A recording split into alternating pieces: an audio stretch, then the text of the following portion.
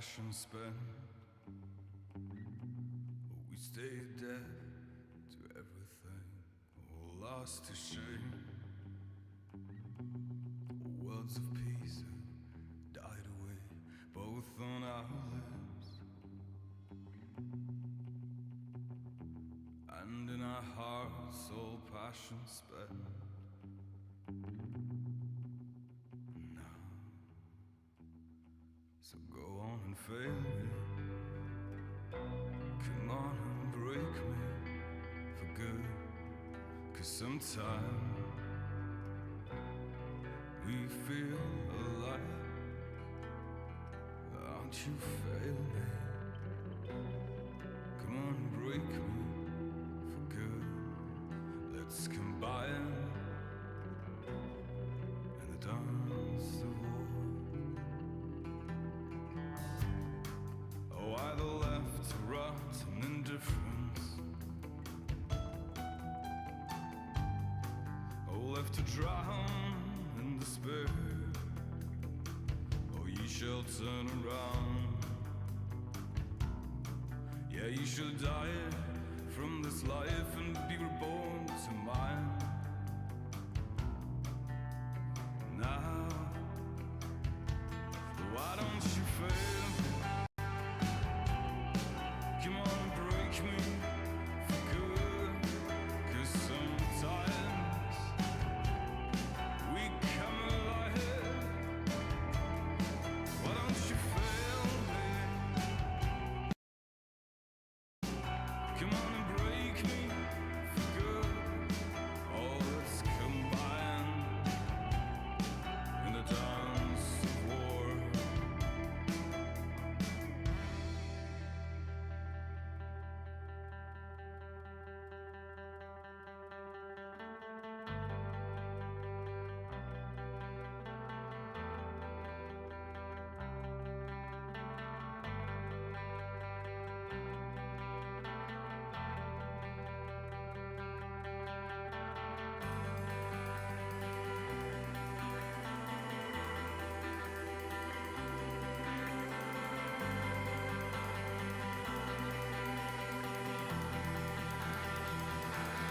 Why don't you fail me?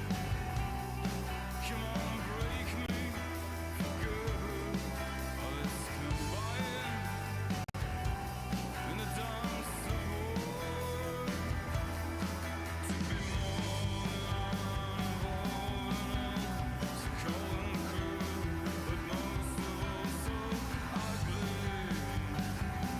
and imprecise. Oh, the flag was gonna die. To cruelty have lost when she said savior. They come and go. So why don't you fail me?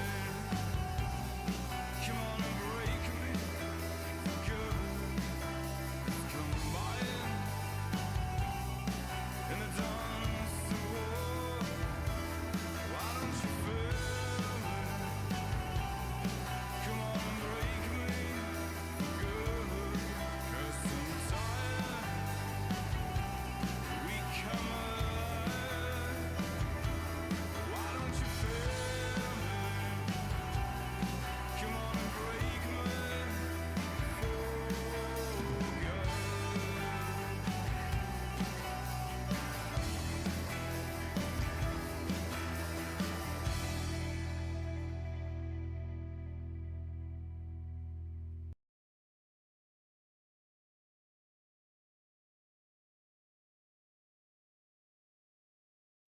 All right, you should be able to hear me now. And I don't know if you even want to look at me. Heaven knows I don't want to be looking at myself 90% of the time, but at least lets you know that I'm here, other than my annoying voice. So let's go white box here. We're going to go to the white box here because I'm going to make a few adjustments to the Synthetica magazine that's in there. And this book, here we go. Yeah, there's a couple of things. Here's, I wanted to start off by talking about AI. and stuff. And and they never say, they always say, don't feed the troll, But hold on for a moment. Let me put on some music in the background because, I'm on YouTube and they're not going to, it's not like being over on, Twitch, where my stream is going to get silenced because, of course, Jeff Bezos can't monetize everything if it's using copyrighted music. So it's just, my goodness. Anyway, I don't want to get off on a tangent. But here's where we are right now. We're about 25. We had this list. I've been getting percentages. I'm just going to go right there. Hold on for a moment. Let's see if we can move this audio really way down so you only have it in the background. And if anybody is tuned in, please let me know how the audio is coming across. Of course, I see nobody, but there have been people that, say, I'm here and there's nobody there. But again, as the Phillips family once pointed out, again, nothing's than a zero. Why should I really shouldn't be referencing the Phelps family as like an example to follow. Really, I shouldn't. But anyway, let's see. And Synthetica magazine. Yeah. And gonna see if I can put on, because I know we're probably not going to get our friend from Annapurna Interactive tuning in because, they can always watch these things later. Anyway. And I'm going to turn this music down a little bit on my, so see if I can see some peaks there. Okay. Hopefully you can hear something in the background. If you don't, you can always play your own music in the background. Now, let's see here. I'm going to turn this down a little bit now. And it's appropriate that I'm playing this in the background. I don't know whether you're aware, but my attitude about AI in its use in any capacity within Peace Island has been an evolving thing. And it really I got sort of a wake up recently with they released it was like Late Night with the Devil or something like that, or some movie. And there has been an unbelievable amount of kickback against this movie simply because they had 3 images within the movie that are only on screen for, I think, all of 20 seconds. And those images were AI generated. They haven't, I don't think, been confirmed they have, but that maybe they have.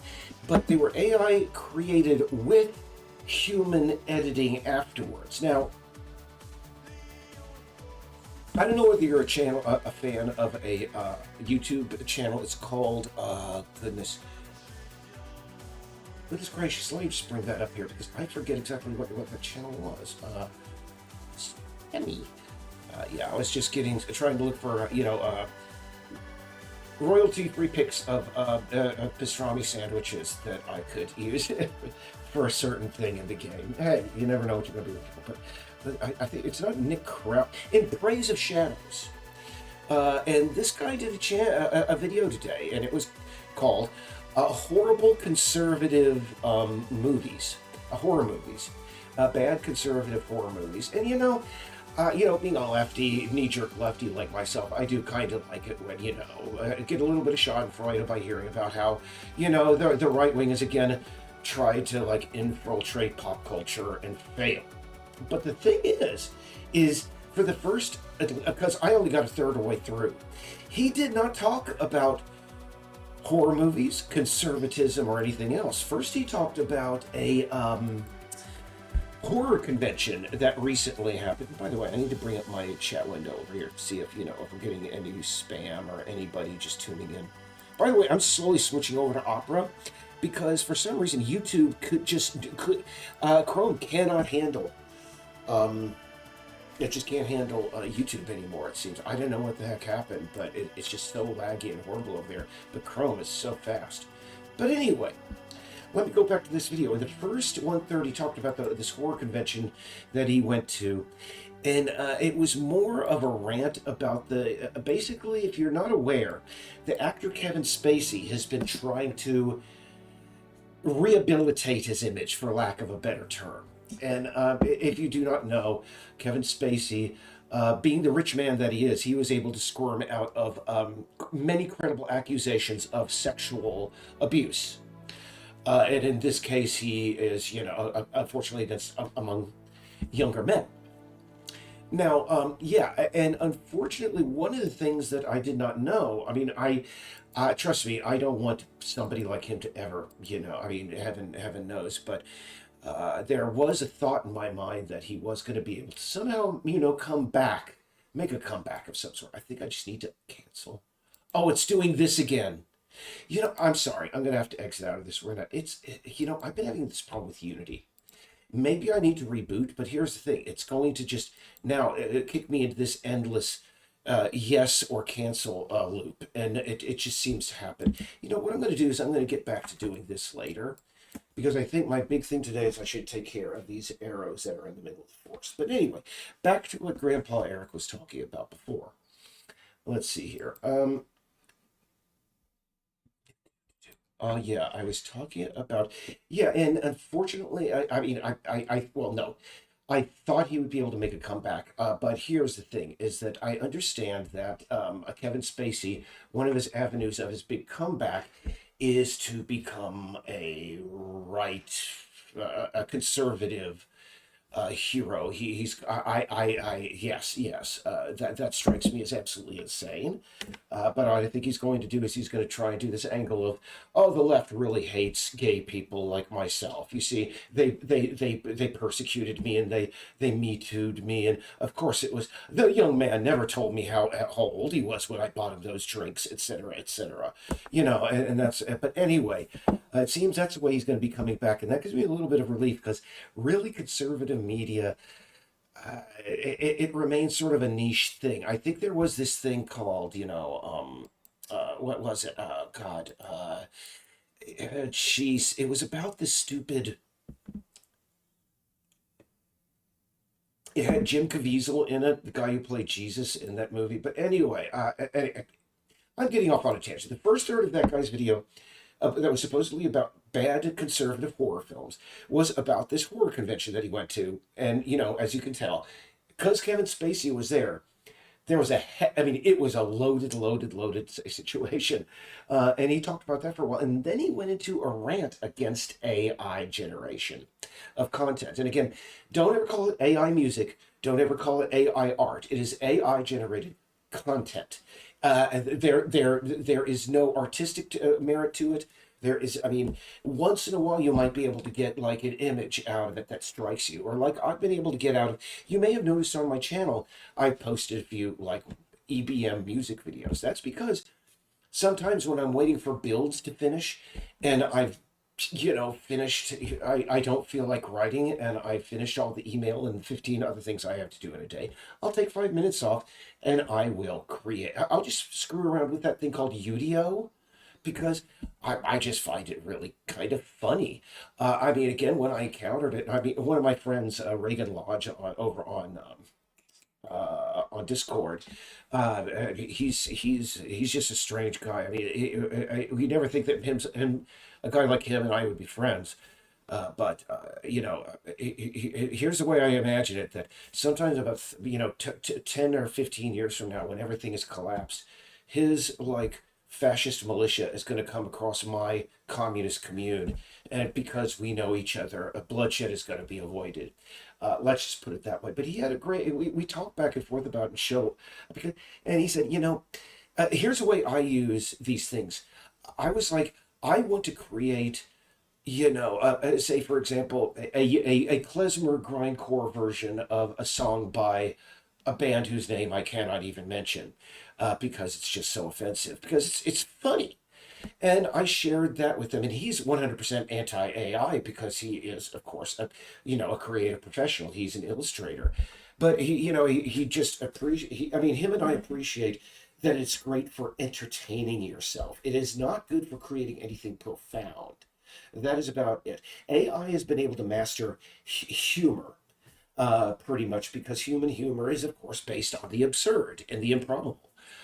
But outside of that, yeah. Really hard to get anything out. But anyway, we have continued the process of rolling back any use. I mean, AI. Oh my goodness, I had a spill here. Pardon me. Thankfully, I have lots of t-shirts around here.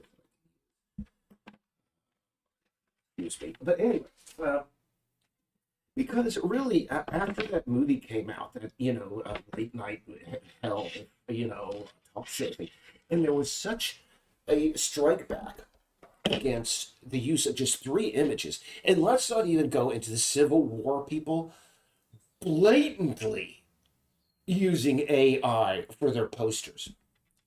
The thing is, there's unfortunately too many people who think that AI can do things for you.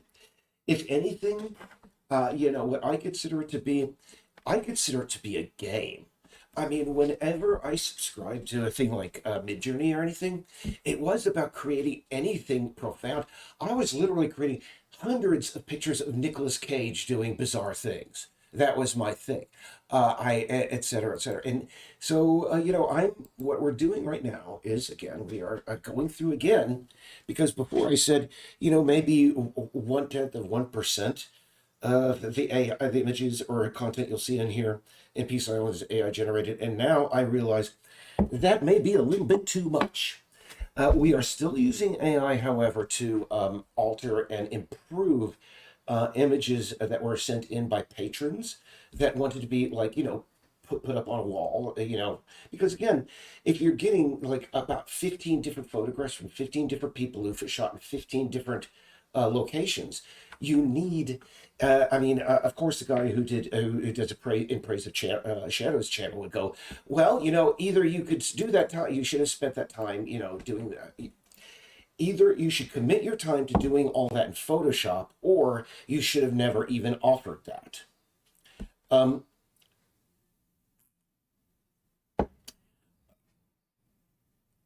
There's sort of a bit of merit to that, but I would have to have really a sit-down discussion with the guy, because, well, anyway, he is vehemently anti-AI, vehemently, and I understand why, because I know that it is coming for anything that I do. I sometimes joke with the people that, Lance, our programmer, that Peace Island may be one of the last games ever made by humans. Yeah, okay, so what was going to... Oh, yeah, I was going to go into the main exterior scene, and I was going to go to... no. T... Do I want 40... Did I do a bench 44? Or, I think it's 43. Yeah. I want to place these arrow prefabs, because it's just a little detail that I wanted to add to the woods. And also, by the way, I've noticed that whenever I stream, no one ever tunes in until an hour in. And so we're about 20 minutes into Grandpa Eric's ramble. So hopefully we'll be done by the time those people show up, because I want to get back to the subject at hand. So anyway, like I said, number one, we're scaling back the use of any AI content in Peace Island. That still remained. And like I said before, there was maybe 1 image out of 1,000 or something. We are going to still be using, like I said, for cleaning up photographs. We are also going to be using it for the generation of content that you will not see. And I want to show you an example of that kind of content. This here. This paragraph of legalese, I will fully admit, was written by an AI. And the thing is we have worked with writers several times, and we hopefully will continue to work with writers on the project, because I don't think we can do it all ourselves. But, if I have asked them, would you be willing to write this pointless legalese for us? No. Not even a woman who just does copy editing was willing to do this for a few extra bucks. So it's not like this is robbing anybody of work, et cetera, et cetera. So I just sort of, So again, remember, I was looking for pictures of pastrami sandwiches, no AI there, et cetera, et cetera. So anyway, we're doing that, and what was another thing we're doing? We are and I think we're using it for, oh yeah, just basically the images that are being cleaned up of people, and for just writing legalese text. You understand all the sandwiches and all the recipes and everything. I used to cook. I wrote those cookbooks myself. Every cookbook in there is written by myself. The novels that you'll read in there, other than those, we had two people that wrote their own novels, and their novels are in the. I'll show you here in the game. And by the way, we're ditching that cover as well. We switched to a new one. Let me see. I could maybe show you if I still got that.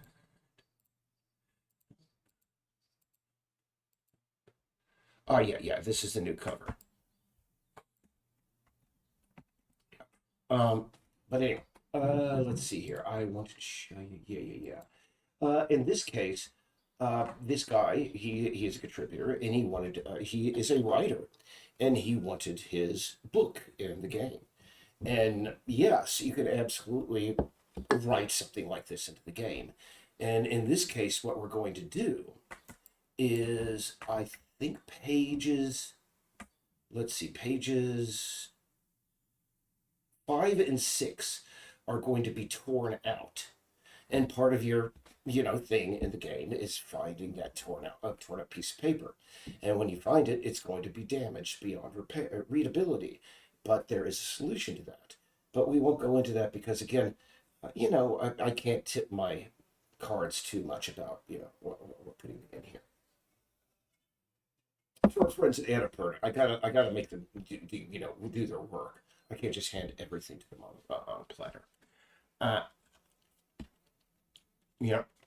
And in this case, the author had the first chapter up on Amazon.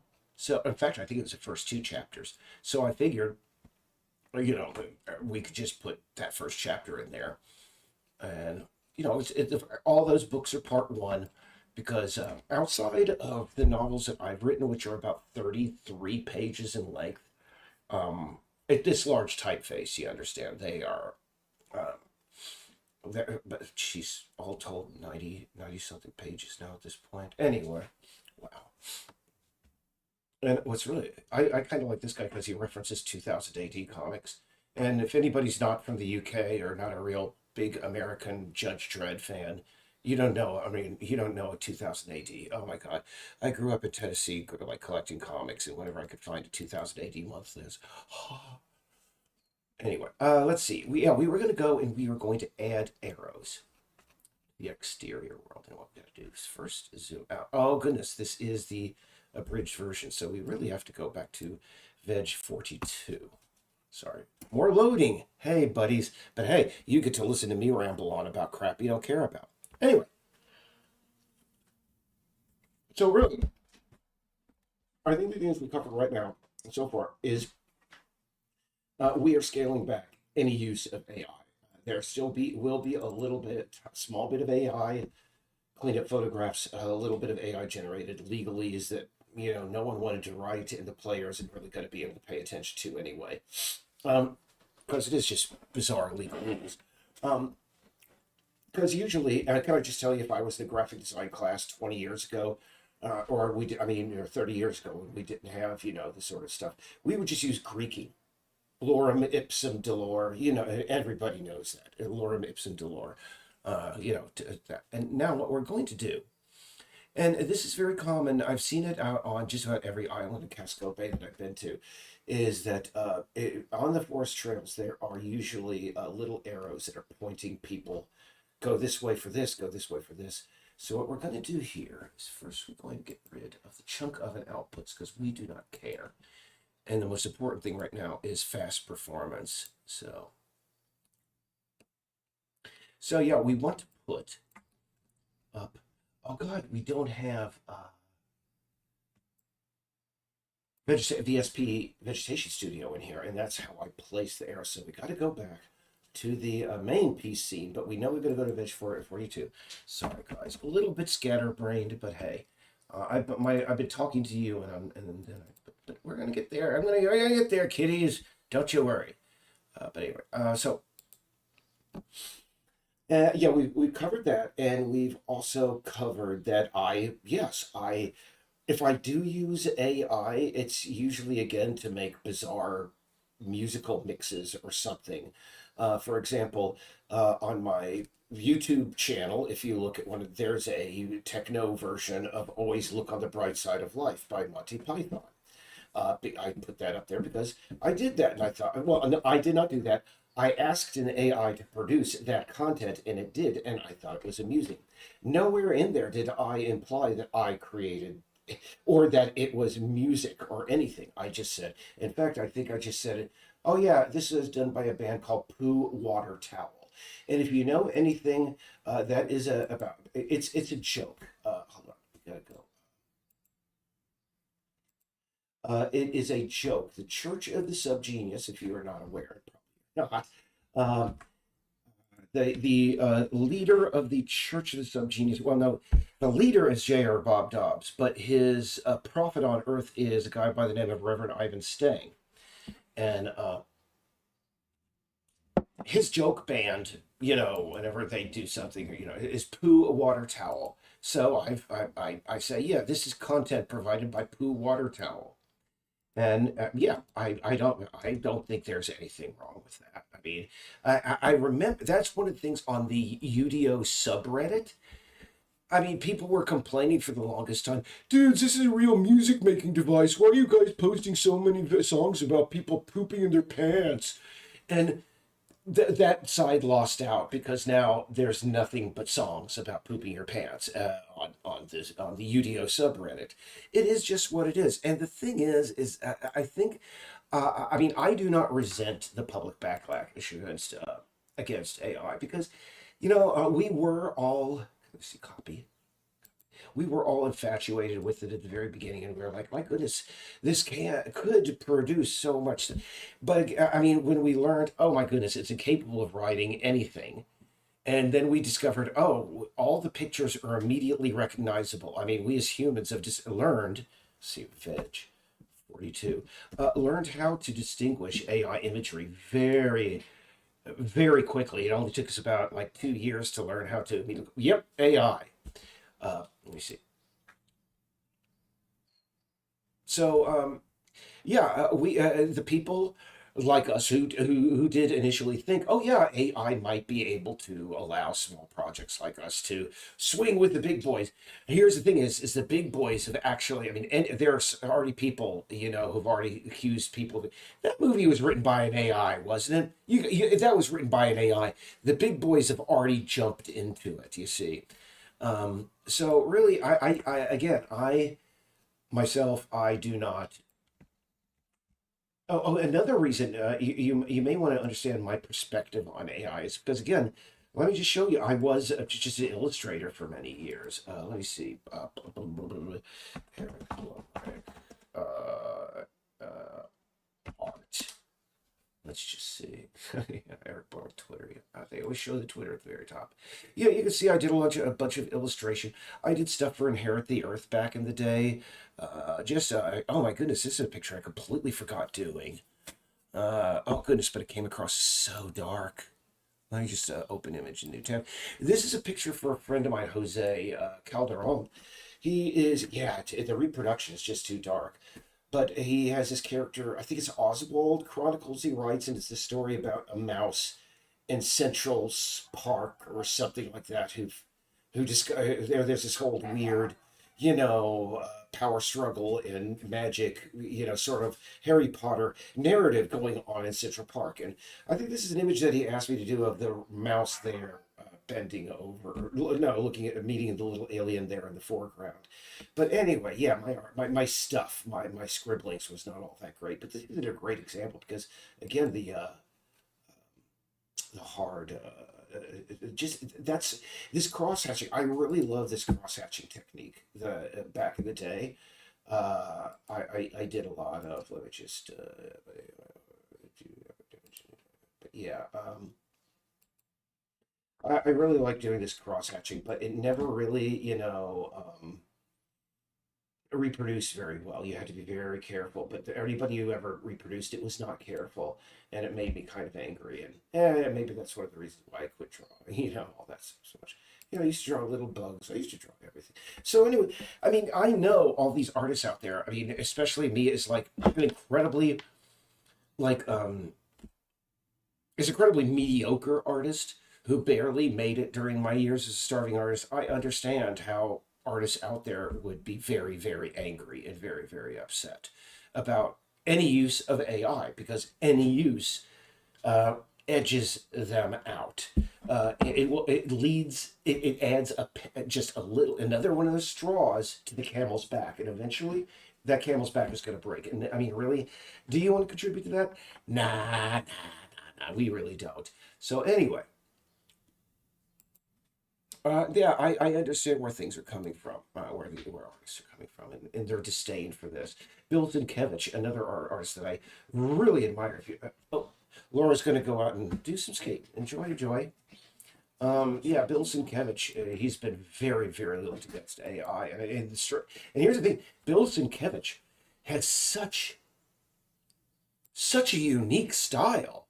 I mean, he's one of those artists that I don't think AI would ever be able to match, or able to replicate. He was just so all over the place. If you're not familiar with Bill Sienkiewicz, he was an artist. I forget Marvel. I don't know whether he's DC or Marvel. I think it was Marvel.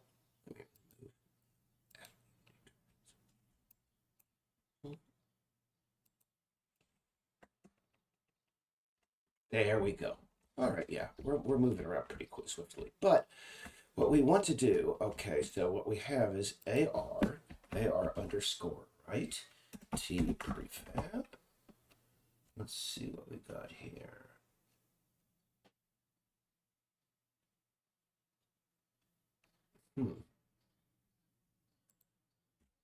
ARR? I thought I had arrows.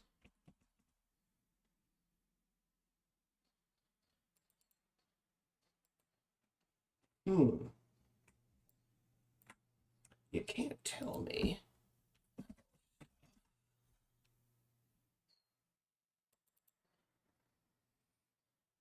Let's see, our stuff prefabs. Signs would be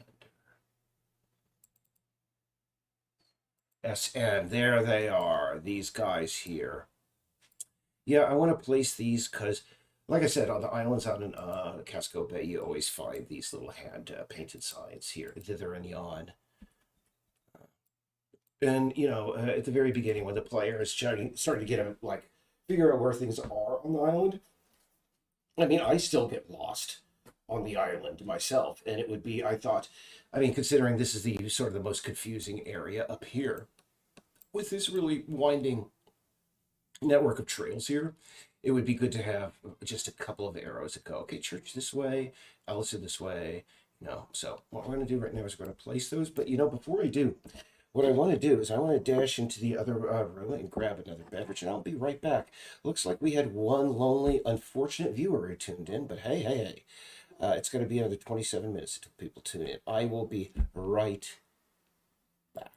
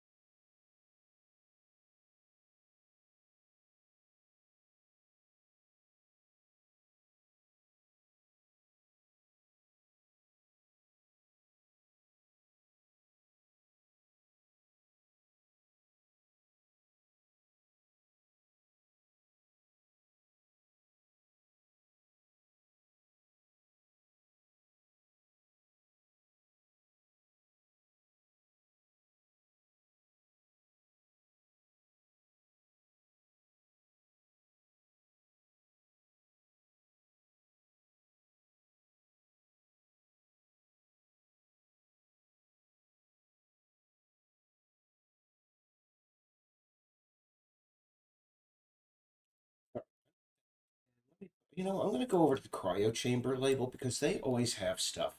Let me just see here. Cryo.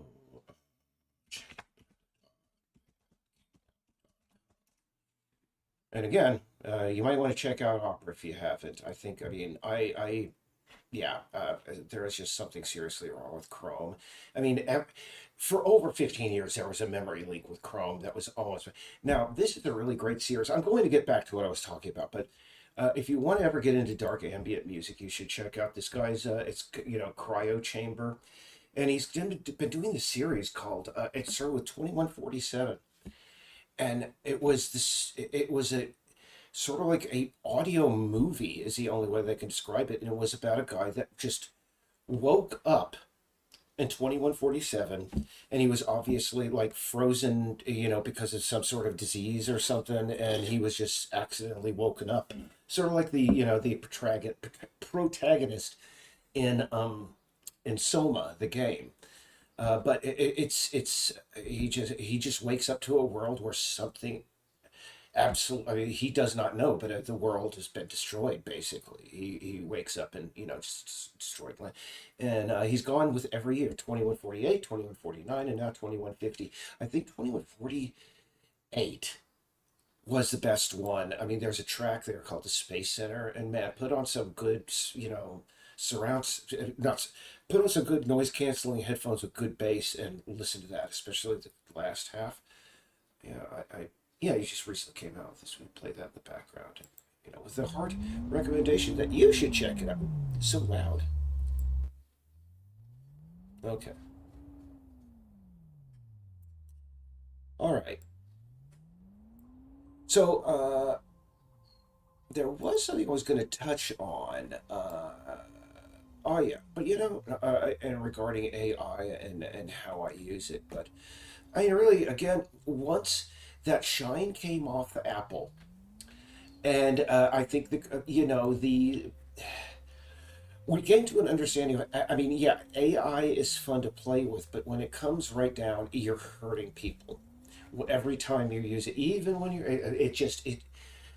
And I just say, I for one don't fall into that like crazy thing where I think, oh, AI will create a nuclear war. Except the other day, and no, we're not going to go off on that tangent. I want to stay like focused on what we're talking about here. So anyway, Ellison Compound is down this road, right? Yes. So there's going to be a little sign on this tree that's going to go Ellison this way. Boy, they're giant. And of course, hand painted. Do do do do do.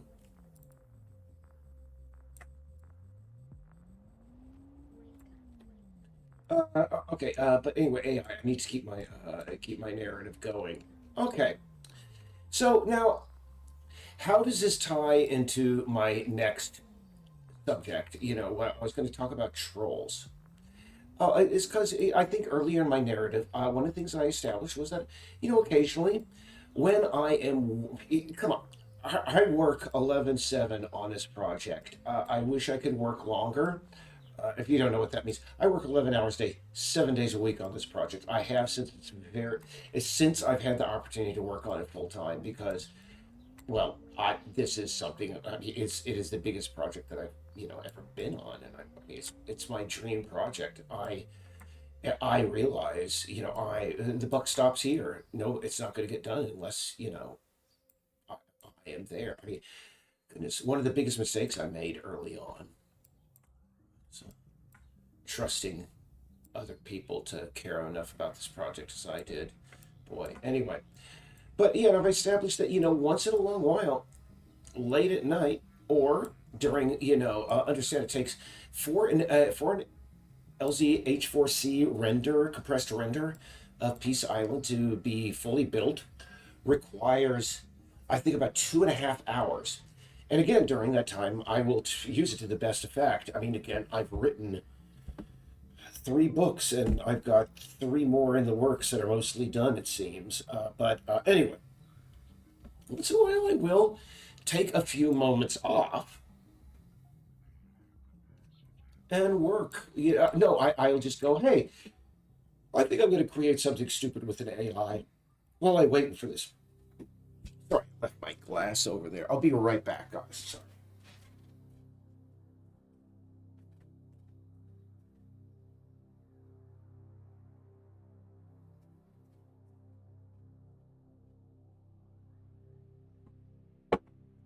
Hmm. All right. Thank you for your patience. To those 0 people who are tuning in. Again, we got another 20 minutes until people are starting to, I think, going to start to tune in. And of course, no one's going to tune in, but hey. Let me see, where was I? So, yeah, once in a while I do that. Now, one of the things that, they always say don't feed the trolls. I've learned many times in my life that is the purpose. I mean, no, that is a very wise thing. You really should not waste any of your time engaging with somebody whose main goal is to just, I really do. I'm not a fan of Scientology, but I like some of the words that L. Ron Hubbard made up or pulled out of his butt, shall we say, and one of those called interbulated, and I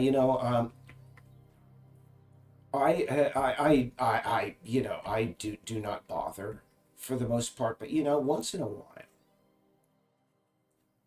some troll comes along, and I have to say, I'm 54 years old, and you may go boomer. No, no, I am Generation X. I was born in 1970, and let's just see here. Backwards. Sorry about this, guys. There we are.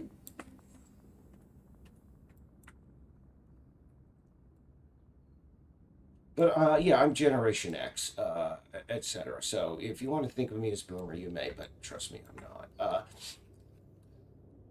My parents were the boomer generation, definitely. Uh, Especially my mom, because she was born after World War II. My father was born in 1941. Anyway, enough about me. Let's see. Oh yeah. The thing is, you think, oh, an older guy doesn't know trolling. Understand? I mean, I know trolling very well. At least I know it back when it was good. And can I just say, again, if you want to, I know trolling. I used to hang out with the kings of trolling. Again, there are several documentaries about the Church of Scientology, the protest against the Church of Scientology by 4chan back in the day, Project Chronology, and there's footage of me in many of those. Yes, I am quite familiar with trolling, etc., because back then, that's when trolling, I have to say, was actually. I mean, can you call trolling intelligent? But anyway, there was a point to it. But at a certain point, trolling went from I'm dunking on you, or I'm doing this to make you do this. But it used to be. It used to be. I mean, as Moot said, trolling is a art, and trolling is a art. So yeah, I know the trolling, but at a certain point, trolling among these kids these days. I mean, again, all those people that were part of Project Chronology back in those days. My God, they're like probably in their early 30s, early to mid 30s right now. Probably all have kids and like real jobs now. But that was back during and of course, if you do not know, that was a movement that came out of 4chan, and less said about that, the better. But yes, I did spend my time on 4chan back in the day. I know trolling. I know all of that. But at a certain point, it came. Here's the thing. At a certain point, that again, it was like the troll. I am doing this, and it was usually to go point out you're being stupid, and here is why. Or there used to be a point to it, but at a certain point, and I'm not the only one who's pointed this out. Jose, this YouTuber, that's his channel, Jose. He does it like long form media criticism or examination. Um, he's at a certain point, trolling just became somebody coming into the middle of a conversation, taking a big shit in the middle of it, And if anybody just said, well, "Why'd you come in here and take a big shit?" The troller would go, "Ha ha! You smelled it. I totally owned you. Ha ha ha!" And that's what it became. Now,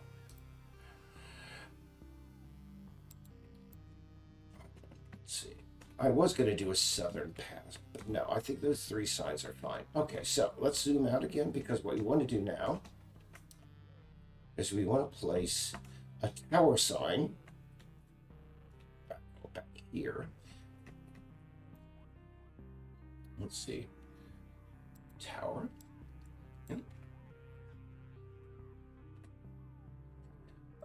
But yeah, it's reached that, and let me tell you, I just don't know how to deal with. I mean, usually it's like, I would go, I don't have time to bother with BS, but there's this,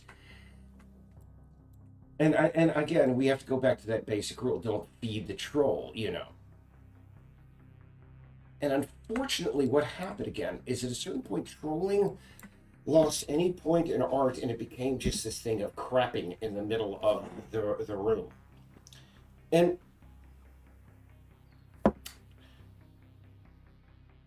usually I can let that, go off. Because, again, I mean, usually it's done by children and people that are just very young and they don't understand, that how stupid it is. Anyway. And they eventually grow up.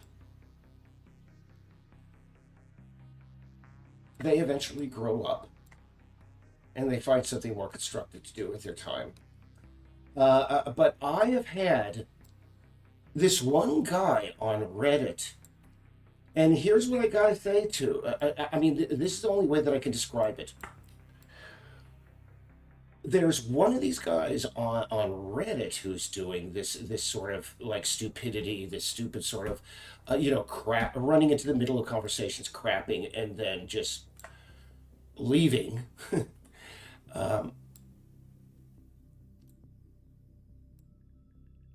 And going, "Ha ha, I totally owned you. This guy's been doing this now. He apparently has absorbed some sort of fascination with me.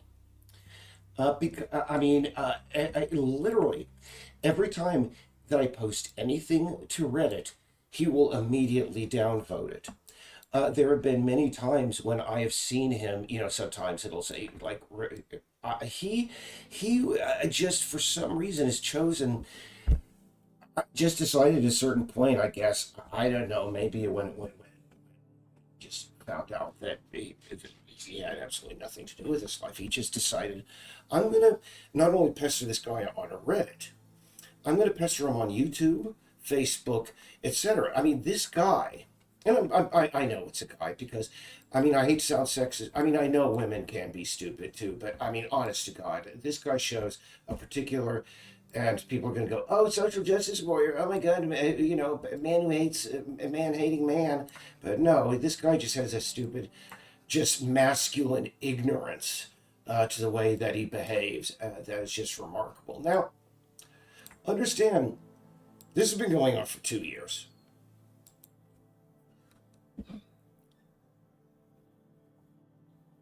And one of the reasons I did this stream tonight is because I know this individual will be watching this and probably go through it very quickly, hoping that I mention it.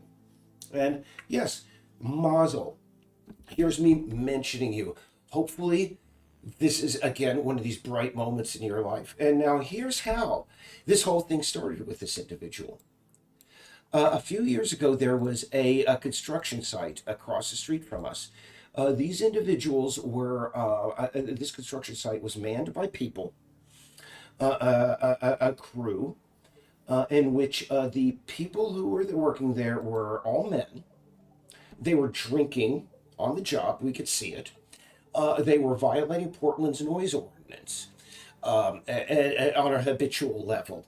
On an obnoxious and habitual level. Now, one night, I don't know who did it, but I do say it was kind of cool. Somebody put up some posters, on their construction site saying, "We are monitoring you. if you violate everything, we are covering you on all four sides with cameras.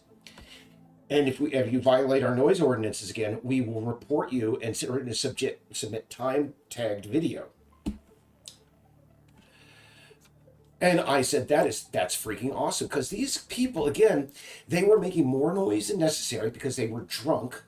And understand, I mean, I don't need to say this against all construction workers, but understand construction workers in the United States, at least, have the highest incidence of on a work site injury and death that's related to drugs and alcohol use. I mean, here's the thing: is not all, but there are, unfortunately, a significant number, like these people who were drinking on the job, endangering themselves and endangering others. And somebody put up a poster going, you guys had better stop it. So I saw these posters. I took a photograph and I posted it to the Portland, Maine subreddit, going, I love my neighbors. It was just a picture, and I said, I love my neighbors. And this guy, that day, apparently, was the biggest day in his life, because that is the day that his campaign of just, one of the reasons I put up with it, because, I know trolling, and I could just go, again, this guy, obviously has no life, and this is just something he feels, gives him something. So I'm like, hey, if this makes you feel better about yourself, mazel, kid, go right ahead. Just go right ahead. Now,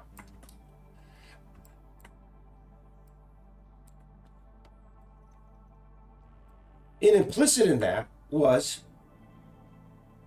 my understanding, at least my thought, that this individual would have grown up sometime over the last 2+ years and gone, maybe found a girlfriend, maybe, I don't know, found a hobby, started collecting stamps. I don't know.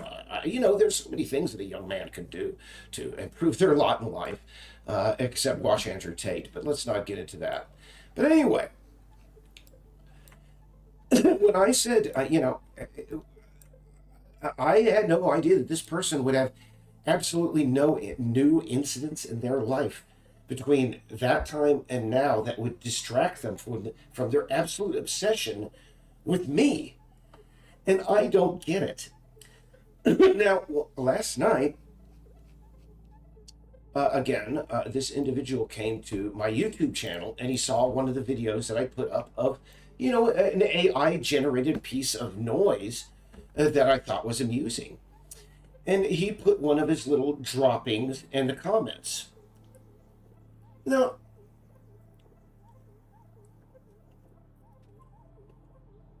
I hadn't responded to this guy again in years because I got better things to do.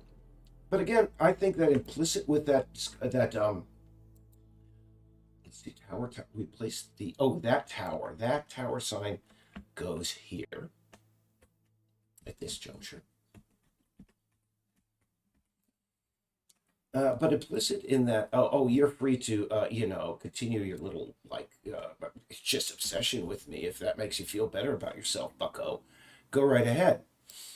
But apparently, again, after 2.5 years, this individual just has absolutely nothing going on. And it's very sad because they are apparently a Portland resident. There's so many things to do around here. And, I think the few times that I have commented, I have, quote unquote, fed the troll. It's been like, hey, buddy, how you? It's obviously you're not feeling better, guy. Let me tell you. I mean, the first time he ever did this, I think, was at a certain time. I was working at Ananias still, and I invited him. Hey, why don't you come over to Ananias? I'll get you a sandwich for free, and we could talk about this stuff. You could clear, whatever obsession you have with me out of your colon. But he didn't take me up on that. And then, I posted my telephone number. I said, give me a call any day. We can talk about that. And some people are going, oh my goodness, you're posting your phone number on the internet. You're going to get so many people taking advantage of you and trolling you and mass calling you and whatever. I've had my cell phone number up on the company website, our Facebook page, and I think our Instagram page for the last 5 years. And it is not, I think the only people who call me are telemarketers. No one has ever called me. So anyway, again, and I guess again that day when I gave that, put up my phone number, that was another whatever. I think because again, again after 2.5 years, I think the first time I responded to it was like 6 months afterward. The next one was about 8 months afterwards, and I had no idea that I had been living in this guy's head for so long. Like I straight up rent free. But he posted just one of his little droppings on that YouTube video. And again, I'm pretty sure that guy's watching this right now. And again, I guarantee you he's getting a little thrilled because for once in his life, somebody notices him. Somebody is, because I am mentioning him, he is getting vicarious relevance out of it. And again, people say, "Oh, don't feed the troll because he'll get."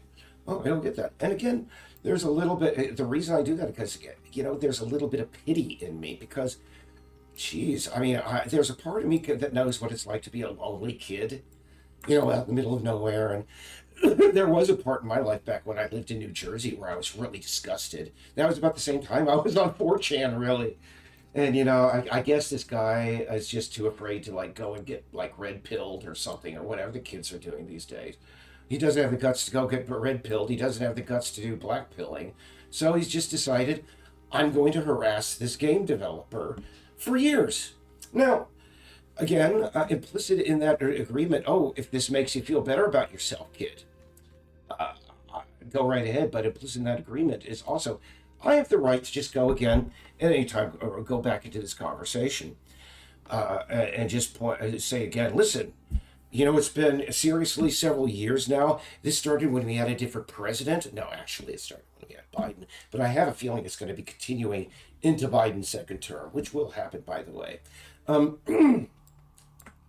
Let's see here. But, and the other, and goodness gracious, because let me tell you, there's sometimes after working, like I said, I work 11/7 on this game. There are sometimes after working 11 hours, and I enjoy writing.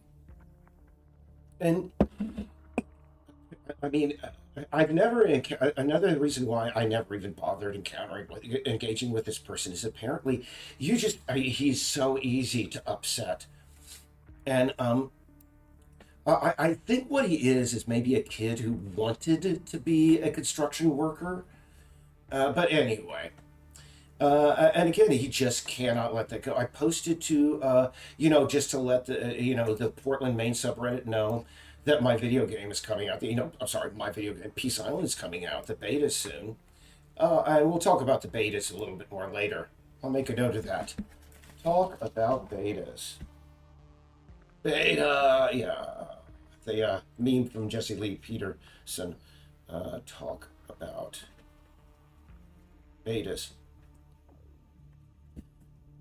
And sometimes, I decided last night to grant this kid a boon, just as I am right now, and go, hey, listen, again, anytime you want to stop this foolishness, because really it's taking a hell of a lot of your more time than mine, I spent about 2 minutes writing just a quick note, posted on Reddit going, hey, here, anytime.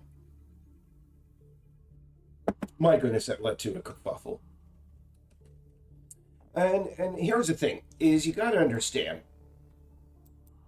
the younger generation, and again, I'm Generation X. You can't call me a boomer, but trust me, Generation X is going to be getting there very soon. For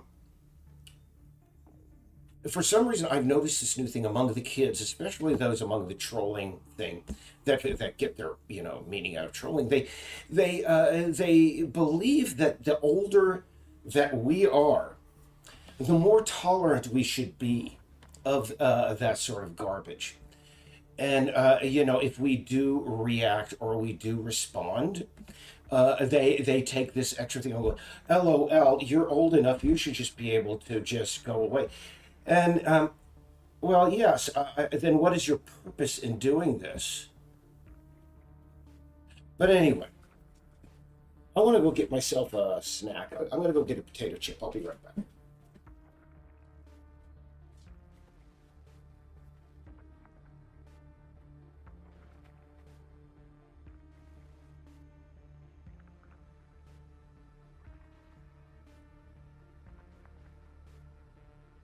Hmm.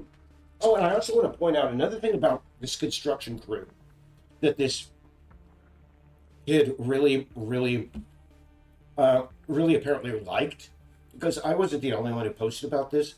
These drunk construction workers across the street from Hebert Construction, that was a company named Hebert Construction. They routinely hire workers that drink on the job. Prove me wrong, Hebert Construction. Please sue me. We still have footage. Anyway, um, when I posted that picture of the poster that somebody had put up, women were responding and going, "Yeah, I can't even walk to my own apartment without those people catcalling me. I can't. I've had to alter my approach when I'm walking my dog, etc., etc." So, listen. Again, this was a kid who felt that his role in life was to get very outraged because somebody in our neighborhood, apparently a group of people, because they said they were filming them from all four sides, a group of people were willing to take legal citizen action to do something about a public nuisance.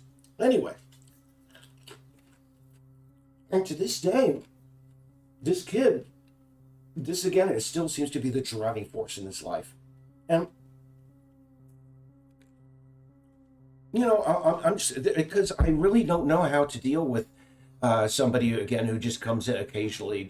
Again, he's like, I get the impression that maybe every time he's turned down by a girl, he has to find something by me and just do something snide. Considering the frequency that happens, I guess that happens quite a lot. Anyway, or a boy. I mean, he may be gay. I mean, I don't mean to be, whatever. I mean, etc. You know what I'm saying? Whenever he encounters some frustration in his life, he just has one go to, and that's to harass this game development project. From I don't get it, but last night I just again on Reddit I said, hey, I'm doing a build right now. Got a couple extra minutes. I'm gonna just inject a little bit of joy in your life by shedding a little bit of and oh my goodness, it led to some nonsense on there. And here's the thing. And this is my last post to Reddit. And I mean, really, I'll read it out to you because it says it better than I ever could. I'm just going to go. We're trying to get our. Oh, by the way, we're going to have the game up on Steam very soon. We're in the process of getting our place on the server secured. So later updates will be automatic, which is awesome. So anyway, what we got to do is, yeah, Reddit.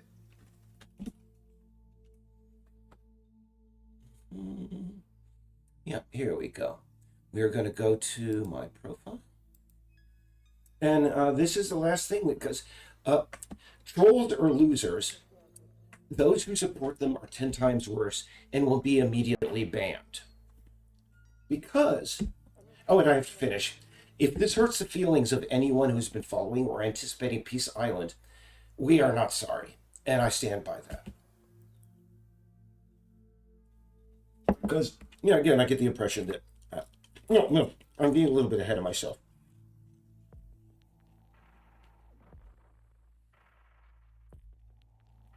Because when I posted that, I got one individual who on there was straight up just basically defending the troll. And hey, here, now that I say this, maybe I could say this guy that's again been apparently made us the center of his life. He got somebody to defend him on Twitter, no, on Reddit. Maybe you should look that person up. Maybe they can get together, and he could find something else in his life other than just sitting at home and being obsessed with. Anyway, this guy he just had a really bad take on it, and here's the thing: if you come on again, if the only thing that's worse than troll in my mind is somebody who thinks that they will gain brownie points by defending the troll. And I'm pretty sure that individual will go, if he has not done this already, gone over to Tumblr or some microblogging site and written a 30-page manifesto about how sad and angry he is because he got banned from our subreddit. Anyway, we banned him from our subreddit because I have no patience for people like that. Now,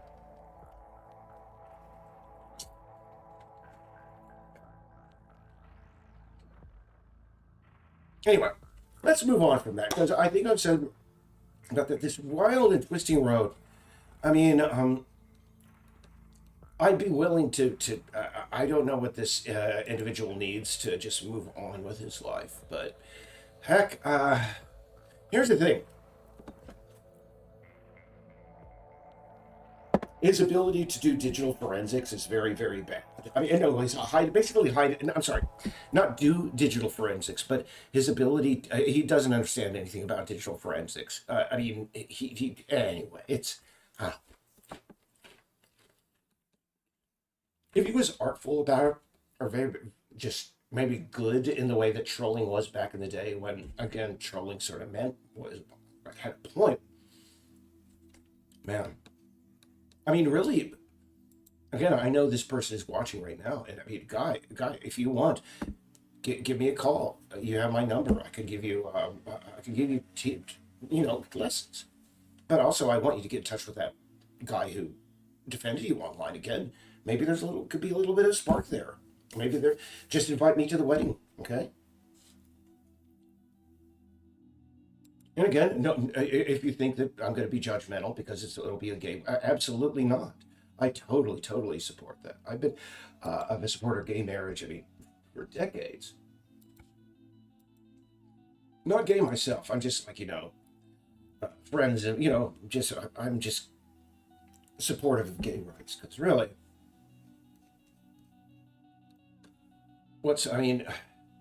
it all goes back. I mean, I think that because the conservative movement is slowly like waking up to the fact that there are more gay conservatives now because the GOP has had to really basically just accept, oh well, our thing about how the government really shouldn't give a crap, about et cetera, extends to this, but it doesn't extend to abortion anyway. So, like I said earlier, Kevin Spacey, I think, is going to just cast himself. Oh, I'm the gay person that Hollywood didn't like because I'm a conservative. Yeah, really. That's absolutely the reason, Kevin.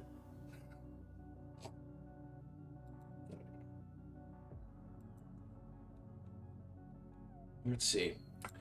All right, so I got the arrows. Now I need to figure out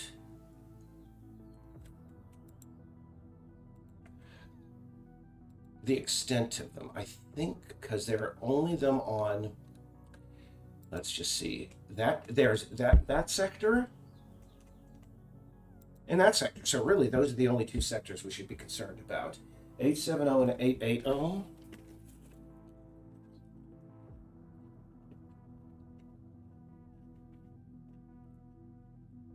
Oh, and by the way, I'll offer the alternative to that troll kid from Reddit. Alternatively, if you want to go whole hog and like expand this obsession that you have with me, please go right ahead. I will guarantee you in a couple of weeks or a couple of posts, you're going to do something that's going to have the law showing up at your front door. And I'm trying. I look forward to seeing, the local WNTW film of you shaking, camera of you being like led out of your parents' basement in handcuffs. So again, and I'm pretty sure again this individual's going to go, "Oh, I won. He mentioned me." Well, a Moslem again. And again, I use those terms, by the way, if you do not know, because it seems we're coming into this thing. And by the way, everybody should know that I am supportive of the Palestinian cause, et cetera. But I do enjoy using, if you're not aware, Charlie Chaplin never disputed the Nazi claim that he was Jewish because he freaking hated Nazis. And I am not Jewish. My father was Catholic and my mother was Baptist. But I like peppering a little bit of Yiddish and a little bit of Hebrew in here, there, and there to give people like that troll something to, enough rope to hang themselves, shall we say.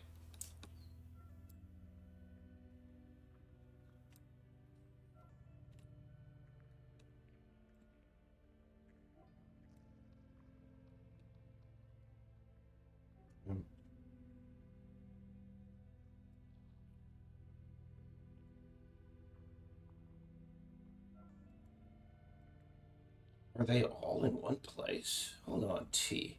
Oh, they are. This is very odd. Tower 1, Tower 2, 3. Let me see here. There. Okay.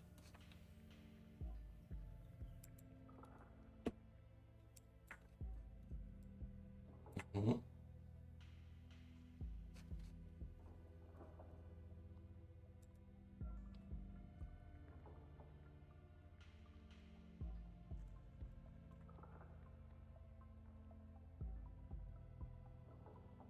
Hmm. Just odd. I thought there was going to be one up there. Is there another North Trail sign? Did I get the North Trail? Yeah, North Trail, Ellison, 1, 2, 3, 1, 2, 3, 4. Let's see. The Treaty Pine, right? That's the one that I'm missing. Damn it. I knew I was missing one of the arrows. The Treaty Pine is there.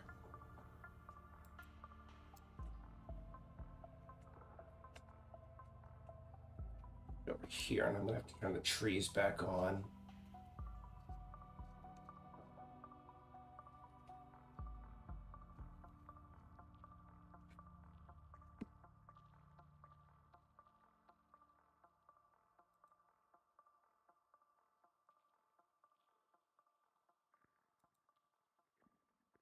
Hmm. Looks like I may have deleted that, but you know what I'm gonna do?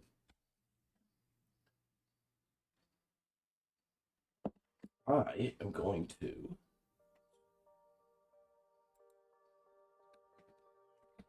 go back to my main scene, bring that in, and bring the trees again, because I gotta make sure that that side is up against a tree. And yeah, this is how boring it gets. Oh, is anybody here? No, nobody's here. Oh, look, somebody's here. Oh, hi, Wayne. Hi, Wayne. I have been waiting all day for Lance, our coder, to get back to us about this issue that we're having with those interiors. I've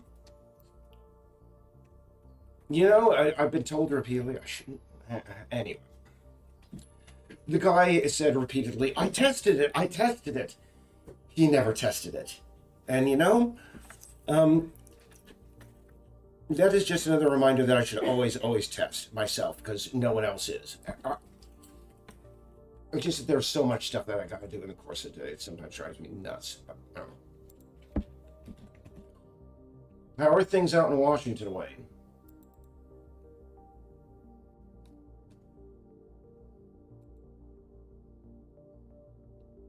By the way, Wayne, you haven't missed anything. It was just me talking about trolls and AI content and stuff for about, my usual rambling manner.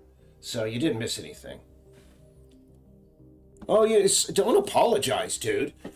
It's cool that you shoot up, and also it's late out there. It's you're living. It's not Seattle. You told me the town you live in. You don't have to tell me again. So what we want to do to him?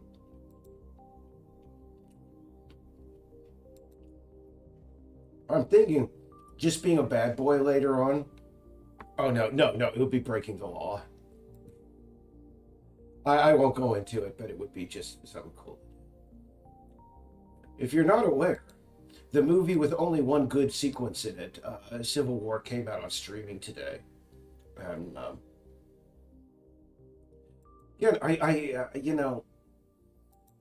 maybe it's because of my heritage, etc. So I've been fascinated with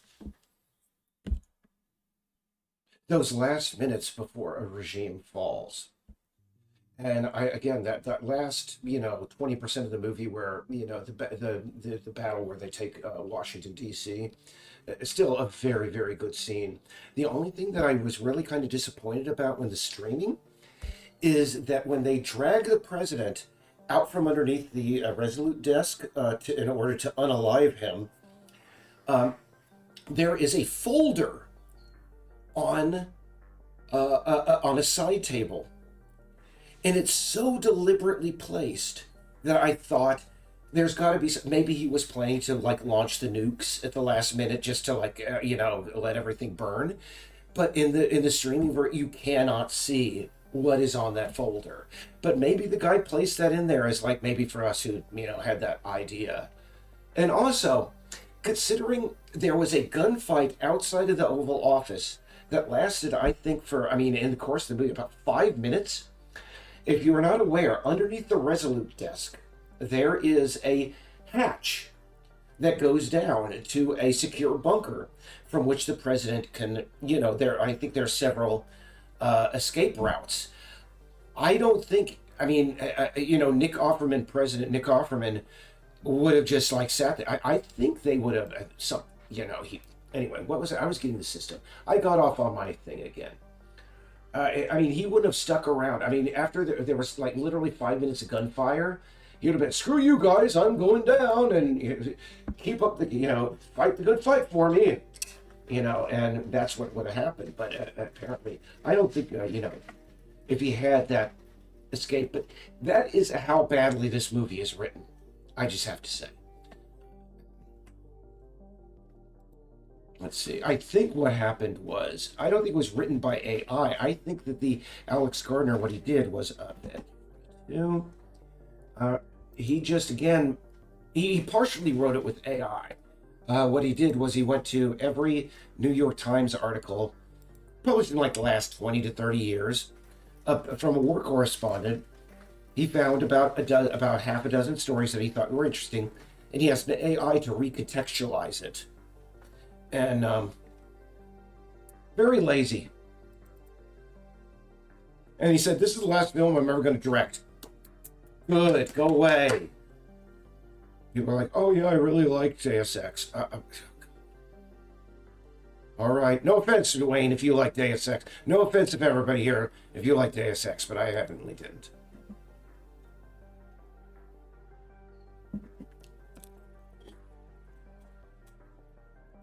Oh, God damn it. I'm sorry. Wayne just told me you can still get into Greenwood Gardens. Dude,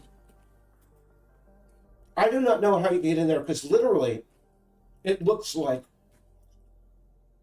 I took, jeez, in a way, when you look at the walls that are separating Greenwood Gardens from the rest of the map, and we could show you later, it looks like, to take another simile from the movie, from Alex Garland's movie, it looks like the Bremer walls they built around Washington D.C. No, around the Renwick Gallery. Basically, there's this compound, about 4 blocks around the White House that they have Bremer walls up around, extra tall Bremer walls. Actually, you know what? They don't look like Bremer walls. They look like the kind of walls that they use in Israel to, they're apartheid walls. That's what it looks like.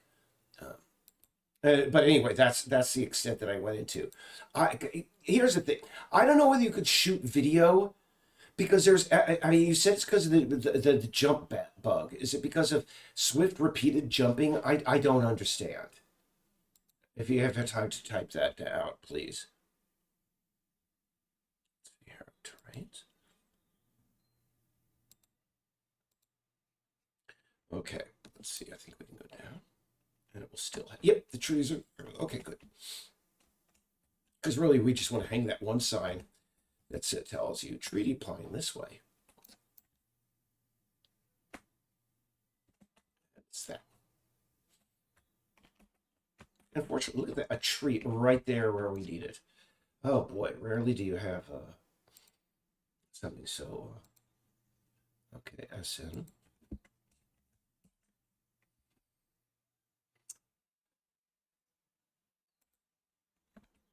And can I just say, I was on Twitch the other day, and I did a little bit of I wasn't in a good mood that day, but I talked about the whole scenario of a civil war in the United States. The problem is, and this is something that it probably has improved in other countries, with the advent of some digital media, some what's the phrase I'm trying to come up with? Here's we in the United States have a monoculture that I have not seen in any other country. Any other advanced country. I remember, visiting Germany back in the 1980s with my father. My father was born and raised in Well, here's the crazy thing. He was born in Germany, but it was officially Austria because it was right after the Anschluss. So if you're not aware of that, the Anschluss was the annexation of Austria by Germany. But anyway, back in the day when we visited Europe, he could not understand half the people that we ran into, even though they were speaking German. He could not. Now, let me tell you, if you go from one place in this country to another, you can go from, New York City to like Salt Lake City, and then to, behind the Orange Curtain in California, and go to a Starbucks. Everybody is You hear the same back music. Everybody's speaking the same two or three languages because we are slowly becoming multilingual in this country. And I mean, you'll hear the same music over the loudspeakers. You'll have the same menu. The bathrooms will look the same, et cetera, et cetera. And I mean, there's a travel channel you should go to. I kind of like him. He's called Drubinski. During the winter, when you're in Maine and you can't get out much, I watch travel channels because it makes me feel like I can get out. But this guy, he goes to countries like Iran, and I mean, he goes to like very developed parts of Iran, and these people are, my goodness, I don't understand what. I mean, I've never been to this part of Iran. Iran is about twice the size of Texas, if not a little bit larger. And they don't understand the language. They don't understand, I mean, they've never seen this kind of food before. They never heard the language. I mean, there are a few places like that here in the United States where you find very secluded communities where they may just be unlike that. I mean, if we had a civil war in this country, it would take us a very long time to figure out where are the battle lines. I mean, places like Austin, Texas, or Portland, Oregon, which are like little islands of blue surrounded by vast fields of red, might be overrun. But I mean,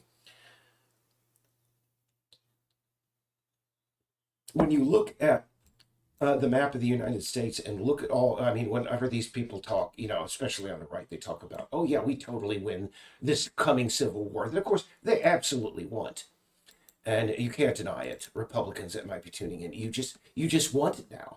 I don't understand it why you want to wreck this place, but you just do. And hey, that's where we are. I mean, we've all accepted this as a country in a way. In the next election, we have two choices. Donald Trump wins and he becomes a dictator, and basically, God, the game over for this country, or Joe Biden wins and we descend into civil war. But I think all those forces that are trying to again, when they look at that like map of the United States, look, oh, it's mostly red. They don't understand. There are more people on the island of Manhattan than there are in all of those red counties that they would have to somehow control with a tiny force and no, it just would not work. I mean, again, what the best chance they would have was to maybe circle a few of those cities that are islands and starve them out. But in most cases, it would be like and I've seen the men that are in these freaking militias that are like, oh yeah, we're ready for civil war with the government. Oh my God, how much Bud Light do you drink? I mean, because you need to go to a lighter beer because your gut. I mean, I think you go through a 30 pack in an evening. Honest to God, I can't imagine you guys running much for about 20 feet, much less charging. Yeah, you did it during January 6th. Yes, you did. Kudos. But I think it would have been much worse if, I mean, really, I think half of the people tried up there, but then their Med Alert bracelets started going off and their diabetes monitors and their heart rate things. And they were with their wives and they said, listen, I know you want to storm the White House, honey, but your doctor said. For some reason, I gave the guy a Jewish wife. Anyway, what I need to do now, by the way, is now that I've separated these signs into these two places, I have made a note of what sectors that they are in, right? Correct? Let me just take a look. 880 and 870. Yeah, now I need to go into the mesh bakers for these objects and add these things. And for that, I think I'm going to go to Veg 41. Do I have Veg 41? My workbench scenes have been named. And by the way, Wayne, another bug that people have encountered, especially in the Mac side, is they say the interior was dark as all hell. And I mean, people sent me screenshots. It was like it's like all lights are shut off, even the lights up top. I think there may be something wrong with the lighting settings on the Mac export. We're gonna have to take a closer look at that. But let me see. We're gonna go to let's see. Yeah, we got Fetch 41, and these scenes take a long time to load. By the way, because they basically are the workbench scenes that have everything within it. And I unfortunately have to beg time to dash and grab another beverage. I will be right back.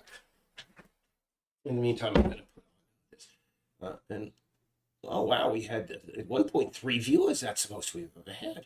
I'll be right back. And by the way, when I get back, Wayne, I'm going to check up on your chat because you've been telling me a lot of probably really good information, and I've been just sitting here blah blah blah. Blah. So I'll be getting on that when I get back. All right.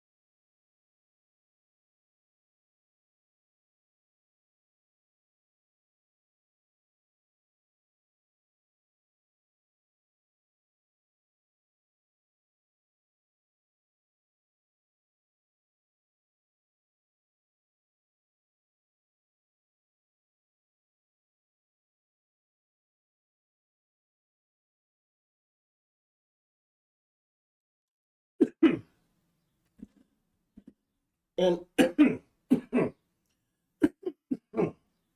pardon.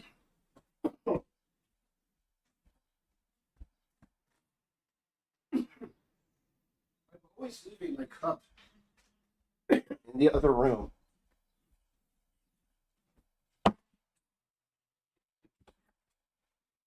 All right, we're open on this, so what we need to do is now turn off all student. See what was Wayne? Wayne's been typing over here, so I need to see. We got into Greenwood Gardens. Bug is where the cat doesn't land but ends up floating in the air. What's floating? I went over to the ocean. Oh, really?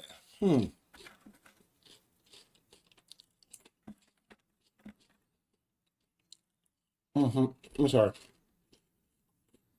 Yes.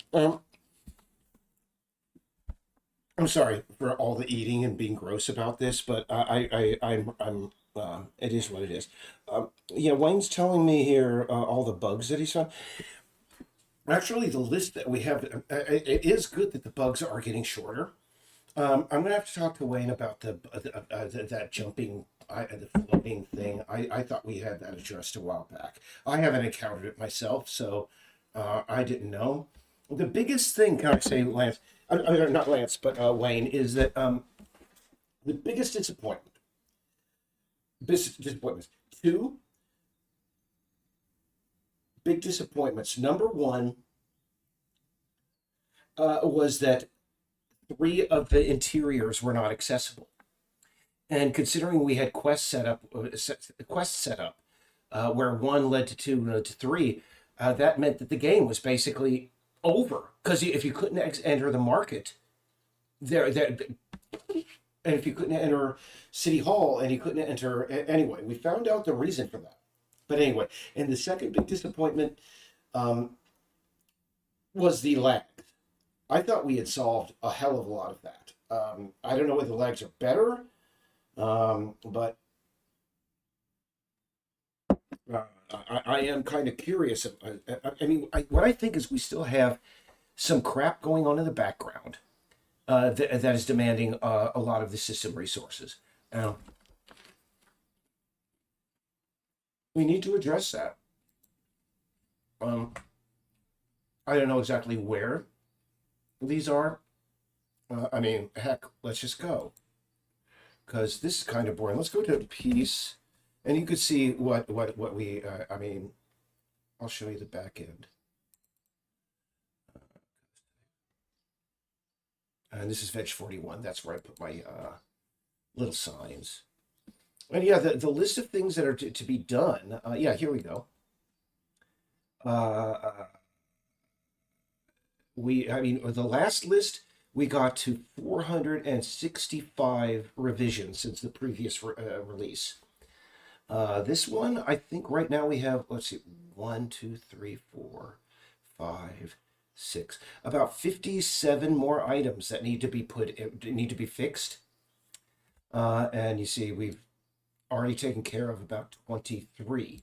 So we're moving right along. Because what you want to do is you need to go into the profiler here. But no, first we have to go, because for some reason, I really don't like this. But Unity always kicks you into Ultra when you start playing. And it's going to play very jankily for about 3 minutes while it loads, but we'll figure it out. I'm just going to kick it down there, kick it back up here. And then I wanted to take a look at, I just want to take a look at the profiler and see if there's anything that's suspect in there. Because I know we could improve it another like 15 to 20%. I'd say 10 to 20%. And I'm hoping that 10 to 20% will, at least on the PC side, reduce any loading to almost not noticeable.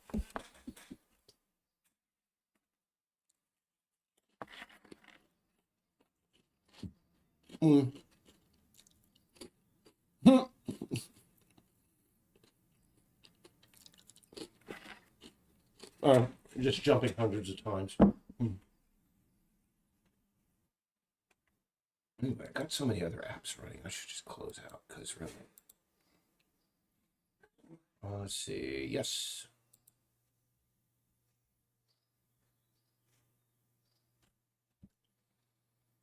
Yeah, Wayne, at the very beginning, I just started out with this thing because one of the things I'm working on right now is just really reducing any AI content as much as humanly possible within the game. I mean, we already were using very, very little, but there was a movie you probably heard being released recently.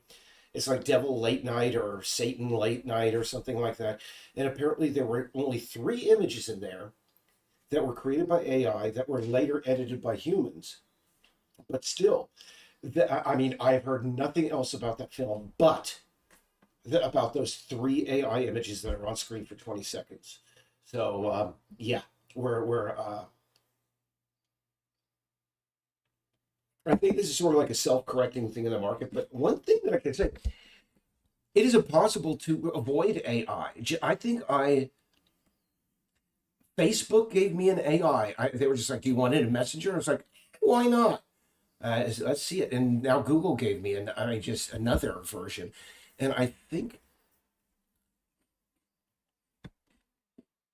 well, I could go to ChatGPT anytime like anybody else. So really, I have access to about 3 or 4 AIs. What was the 4th one? Oh yeah, that Udio music thing, or I'm sorry, I called it music, but that AI generated sounds, shall we say.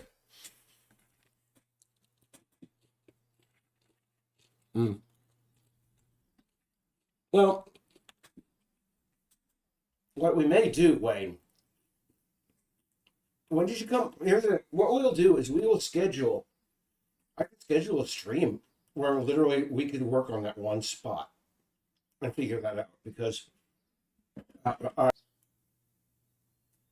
tear stained letter.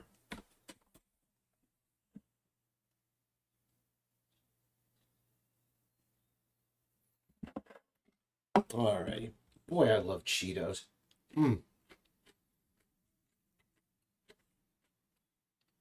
See, because it started in Ultra, now I'm going to click very low, and it's going to take it a minute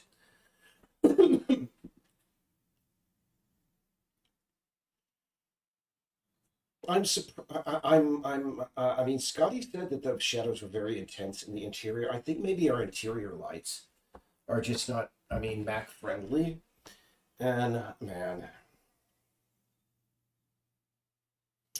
I have, yeah, like I said, about 57 things left on my list.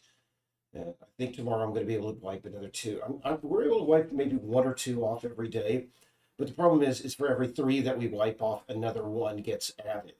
So that we're constantly just, the list is constantly getting longer. I don't think we're going to be able to get to 100%. I would, because there are unfortunately some things that are just out of scope that are still in the list, just as wish list things like rain. We have a system set up so that when it rains, the cats will run. Any cats that's not under your control will run to a place that they are sheltered, and your cat that's like in the rain, they will get wet. But here's the thing: the problem with that, we started doing it, but it was just too complex because when you do rain, it isn't just drops falling. The cat's fur has to get wet. All the plants have to get wet. I mean, every one of the textures that you see on the exterior has to have a particular texture. But oh yeah, we're gonna. Oh, gosh, look at that tilting cat. Let's take a look here. I want to take a look at the profile here and see. See, we still have. Pause. Come on. We still have a lot of gunk going on here. Let's just see here.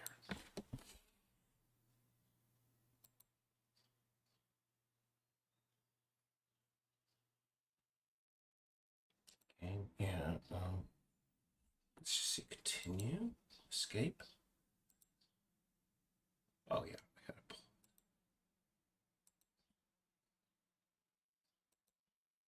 No, I just want to see if there's a spike. Yes, that's what we're looking at here. You see this crap over here on the right? That is what we are looking at. And you see there was a huge spike here. And that is why, let's just take a look here. Player loop.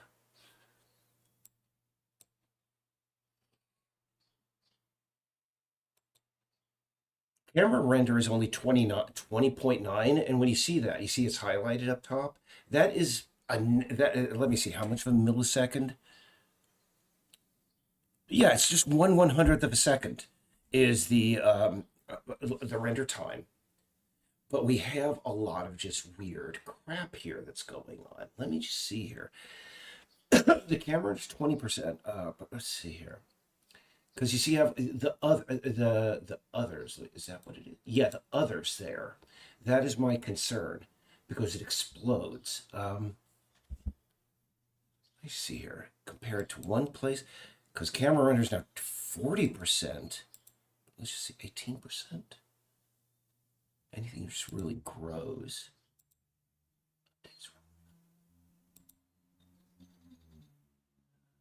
Just update physical. Because we see a good 0.92 milliseconds. Yeah, it's just not good. So really, that is the problem. And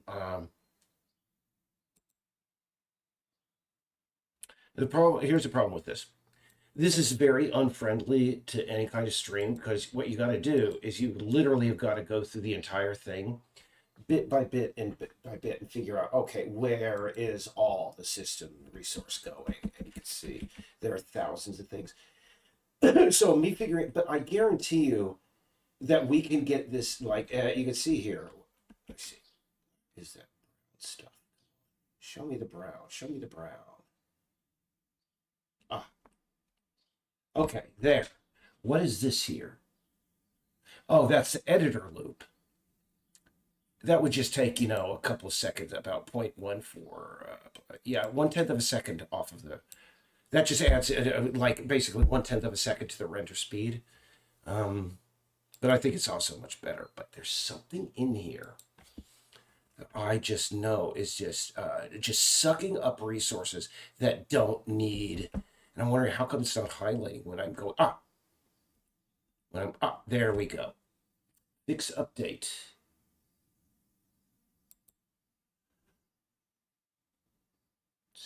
VSP is still not much. Let's just take a look. Behavior update.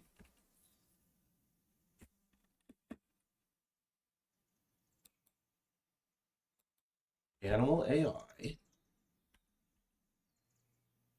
Chicken.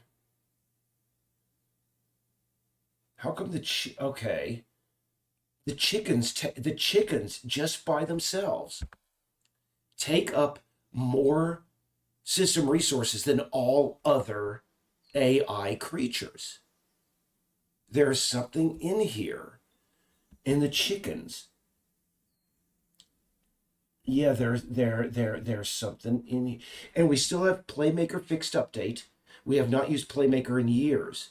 Mushroom's global controller can be removed. Again, it's just like I mean, 2 calls per frame. But still, I mean, get rid of these 2 calls, and it'll eventually. I think there's just a hell of a lot of just this crap, just tiny little artifacts that need to be pulled out, and each one will just again bring another 1/10 of a second of improvement. And let's add that to the list.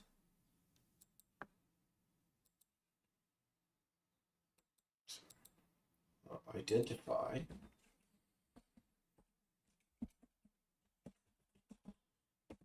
Identify artifact. Okay.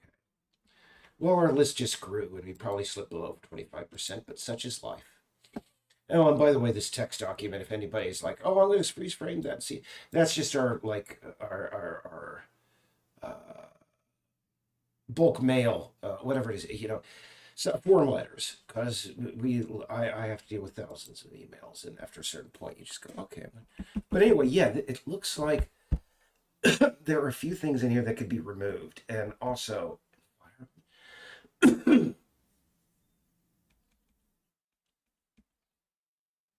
sector region longer.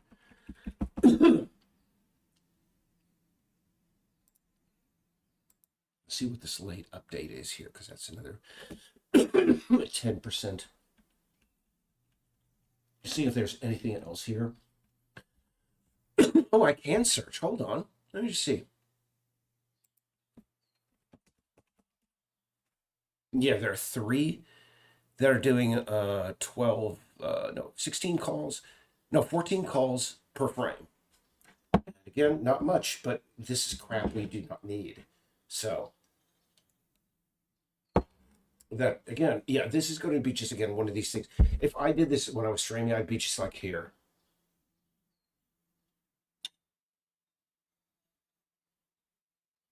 And just scrolling up and down and looking at colors and you know, going through the scene also because you want to find out because it shows you exactly where things are being rendered. Anyway, yeah, this is the back end of all of this is. And one of the things that really killed the previous release is that we did not know that the vegetation studio was taking up 10 times, basically rendering all vegetation multiple times. Well, just it wasn't rendering it. It was doing multiple batch calls. It's hard to explain unless you know back end stuff. It's not like, oh, unless you know this, you. Come on, it's like I'm smart or anything. Goodness gracious. Look at me. I hired Mike Sharonovsky and Mike Bonafide. I'm a freaking idiot. And I mean, Laura, she was like, why are you hiring these people?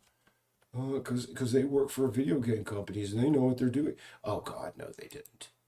I mean, again, if we had just never spent those 18 months dealing with those people and just Laura and I and, you know, probably Richard working it out, we'd be, again, about, I'd say, still a little bit behind, but I think we would have at least released the beta by now. I don't know. I mean, that's another thing that I recently, unfortunately, had to come to just grips with is that, yeah, I mean, I was an idiot for not realizing. I mean, we were one of the most popular Patreon projects in the world for a few weeks. Of course, scammers are going to come after us. Of course. But I mean, I didn't think scammers would come to us with legit resumes that were backed up by, a career. But I mean, again, people, I guess, when they work in game development for so long, they figure, hey, why should I even bother with game development when I could just scam people? Anyway. So let me see. What is on my list? Anything else that I can do here that is. Let's see. Object sounds. We have a problem. Drone behavior as in the forest. That's what I'm working on right now. Ripped page. Working on that right now.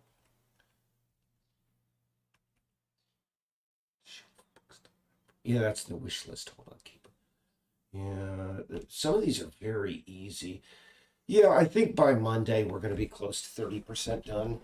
That's the next time I'm going to update on our Patreon and just like go, yeah, I guess we're releasing beta preview version 9.999973. Yeah. At least when you are verifying that the list of things is getting shorter.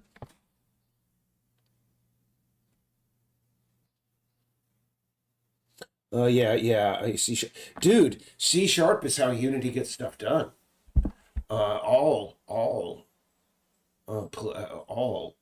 stuff gets done on C sharp. I mean, it does use a little bit of Java, but myself, I prefer C sharp. I just do over Python or anything else. I mean, I never thought I would like it because C sharp is just so. Well, all programming languages are anal. It just is. But yeah, yeah, C sharp is how all these things are done. I mean, come on, let's look at our scripts here. T script. Script.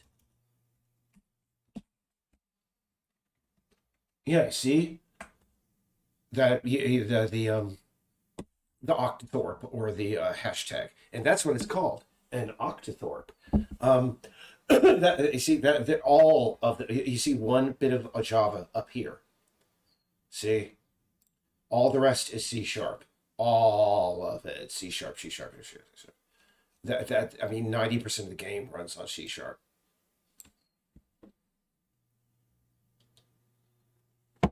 I don't like Java for some reason. There's just something about Java I do not like. I can't put my finger on it. Je ne sais quoi, as they say. But I just really don't dig it. It's just for like I mean all like I said, all programming languages are anal, but it seems to me here's the thing that I don't like about Java. Back during the when coding was just starting to become a big thing. I remember all of these advertisements in the trade magazines. That's how old I am. Where they would, I mean, yeah, back then, I mean, you wouldn't believe this, kids that are probably going to be viewing this later, but back in the day, we would leave our computers and pick up a magazine to read about our computers. Crazy times. Anyway, but I remember back in the day, they were just presenting it as this supple artistic thing when it was, again, just this incredibly anal programming language, just like everything else. Java pretended to be something that it was not. C sharp has always just been, I mean, I remember even back during the 80s when the first C manuals came out, they were this thick. And they were, oh my God. And C sharp has always been just on. That's what we are. We are a tough programming language that does what it does. Java got this reputation of, I just saw like so many of these ads with just, God, just insufferable. We call them hipsters now, but back in the 80s, we called them United Colors of Benetton people. Look that up. Is United Colors of Benetton still around? Let's look that up. Because I think I'm done for the evening. It's just me and Wayne talking now. Let's just see. Are they United? Let's see. PayPal. I can't open up my PayPal while I'm streaming. Anyway, what was it? United Colors of Benetton. Yeah, they still exist. There you go. Let's see if they still have the insufferable people in their ads. Oh yeah. There she is. Yeah. It's been 40 years and nothing has changed, baby. Oh yeah, and I use honey, by the way. I'm not going to like promote anything, but yeah. Oh god, yeah. This is a cheese. Except they're showing a little bit of emotion. The kids are showing a little bit of emotion, but yeah, just these bland, multicultural. Just I mean, human equivalents of the Lorna Doone cookie is the only way I can describe it, or perhaps a human saltine is the only way I could. Let's see. Do we have any? Geez, Grandpa Eric is reminiscing now. Let's go to YouTube. And, well, I don't even remember how I brought up the United Colors of Benetton people. Let's see, Benetton, 1980s. Oh yeah. This is. Geez, how many?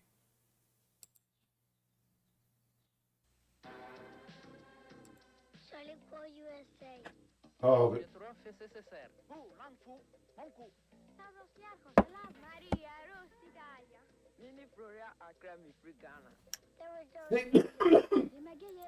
don't you want to punch every one of these people in the face? It just, in fact, can I say, this looks like an ad that these days would be done in North Korea, where they put a bunch of people in front of the camera and go, dance, dance. And they're like people off on the side of the camera just pointing guns at them.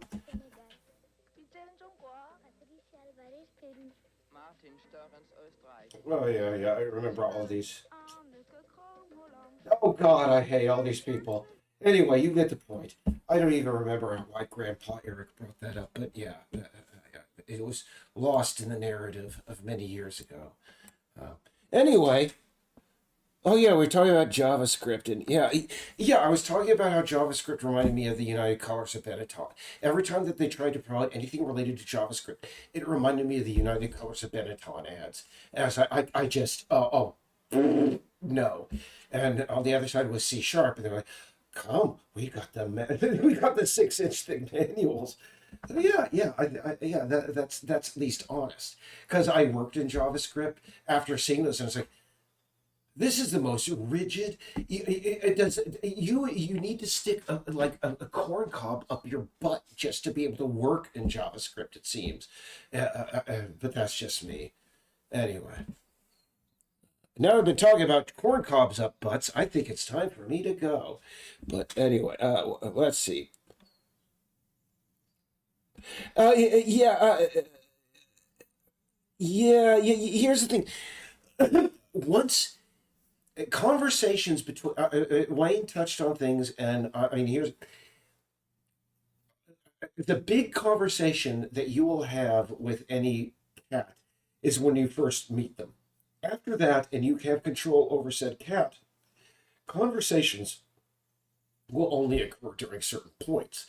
And what we would, again, like Fallout did, and any good RPG does, is we would different outcomes based on how you performed the task, or whether you succeeded or not, etc., etc. There are, missions that are going to be specifically only this cat can do it, working in conjunction with certain other cats. But what was the question again? Sorry. Oh yeah. I do want more barks and more just stuff that comes up randomly and more just. We are due. By the way, as far as the quests, if you look at my to-do list, and Aperno Interactive, check out my to-do list. One of them is right up here, is review and expand. For some reason, I never typed in review. Expand conversations mission. Conversation mission. Because understand a lot of what these animals are. You've been following the project long enough, Wayne, that you probably know that the deer are not from Earth, right? Let's not go too much into that. But I mean, I'm a big fan of alt evolution. If you don't know about it's alternate evolution, things like All Tomorrows and Dougal Dixon's work. And I think there are, I mean, really, I think there's a whole new growing genre that grew out ever since C.M. Kozman came out with All Tomorrows. That's sort of become its own genre. I mean, there were whispers about it before, but every one of the species in this game has its own like backstory of who they are, and they are not what humans think they are. And the quests and the writing as they are right now. Sorry, I keep calling them quests, and you really, I mean, that's fine because mission quest is the fine. I mean, that's what it's just trade jargon. Um, I would like the the initial conversations to be more oblique because this is something I'll talk about once I get back because I think Grandpa Erica, Wayne, because I've had this conversation a couple of times. Maybe I don't think I've talked about it on YouTube. Wayne, I'm going to walk away for about 90 seconds. While I'm away, tell me, have you ever heard about something called Book of the New Sun? By a author by the name of Gene Wolfe. And let me know if you have. And because here's the thing is I didn't like it when I started it, but here's the thing is now that I've started to research it, I'm understanding that there's a hell of a lot of similarity to the way we want to tell the story in Peace Island in the way that Gene Wolfe did in Book of the New Sun. And that's something I'll talk about when I get back. Thank you for your patience. Be right back. Boo ba doo ba doo. Gotta go to my.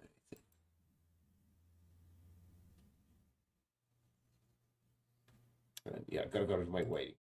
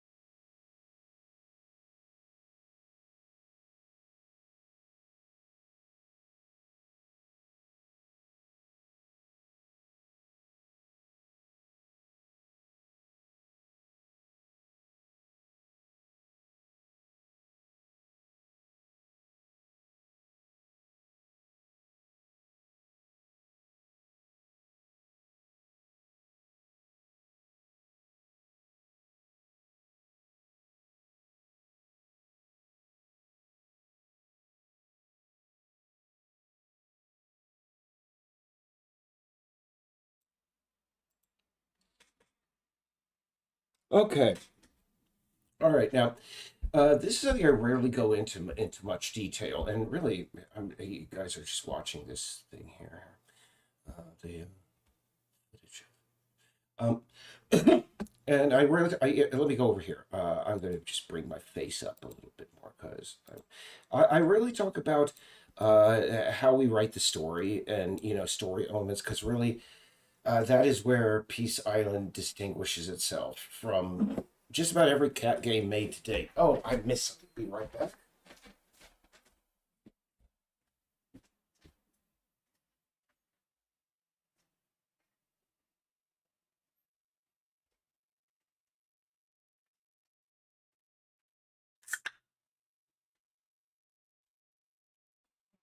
And when I talk about this story, method, I don't mind, our friends from Annapurna Interactive tuning in and listening because I know that they just really can't be bothered to hire writers who care about what the content of what they're writing. But I mean, this isn't about like coding. This is about story writing. Now, um, This is something I should start off by talking momentarily about George Lucas.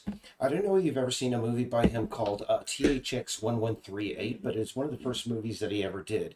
It was based on, I think it was just a student film that he did. And unfortunately, George Lucas came out later with like one of those expanded ones with a lot of digital effects and stuff that really kind of screwed with things. But one of the elements that he did in THX 1138 is something that's very common in Asian cinema, but not so much common in the West. And it is the habit of, in fact, let's look at the THX 1138 trailer, because I have not been able to talk to much people lately. Oops. That was just, let's see,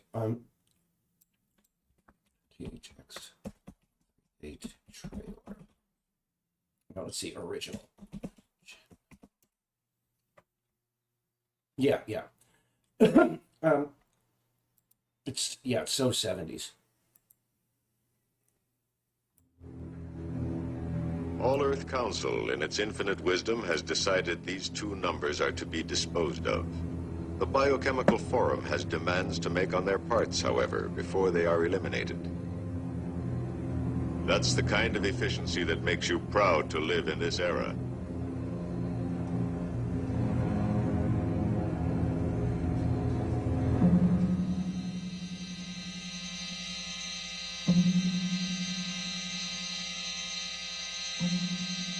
This series compared to 38.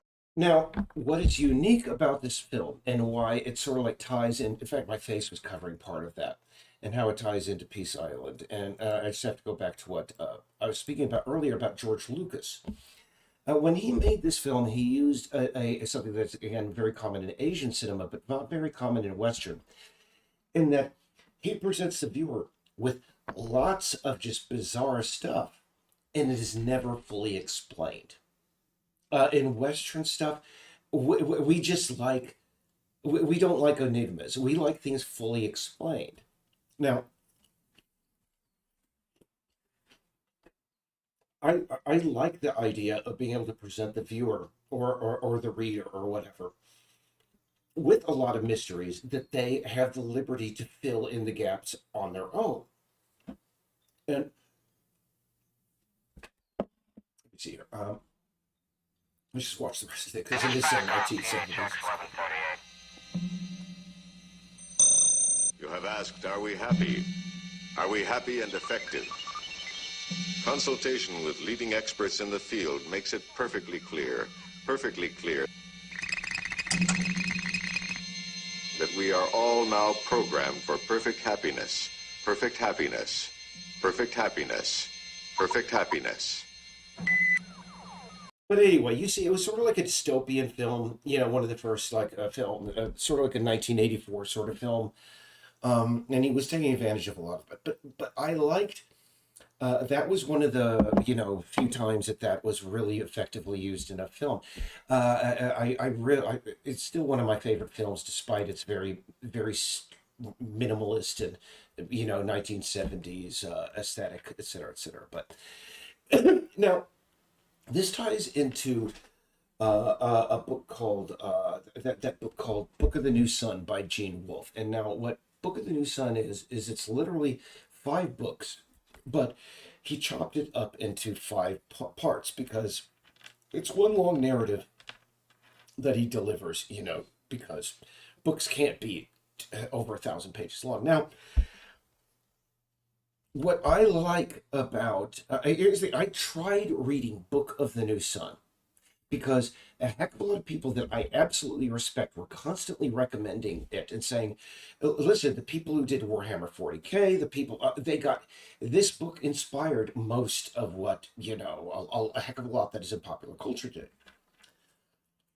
And I got the first book, which is called Shadow of the Torturer. And I read about 40% the way through. And I said, was this a book written for special education students in 1924? This is so banal and so whatever. Yeah, it's just the guy's just throwing spaghetti at a wall. Now, I understand that is a very common occurrence among people who read Book of the New Sun, because here's the thing. Yes, the very beginning of the book is very simple, and some of the stuff doesn't make sense, and some of the stuff is very. You just have to go through the first 40% to see. But here's the thing. At the very beginning of the narrative, it's from the perspective of the main character, Severian, and he says, I am relating this story from my memory. My memory is absolutely perfect. And again, when you read that first, some of the stuff doesn't make a hell of a lot of sense. And I thought, again, sloppy, banal, just, cheesy writing. And I put it down. But after my friends continued to go, listen, you just have to. I found this thing called, there's literally a podcast that talks about the entire Book of the New Sun, and each podcast is 2 hours long, talking about one chapter. And what I discovered is that, yes, once you get through that banal first book and one half, something strange happens where Severian, the main character, absorbs the memories of another person. And understand, as he said at the very beginning, this book is told from my memory, which is perfect.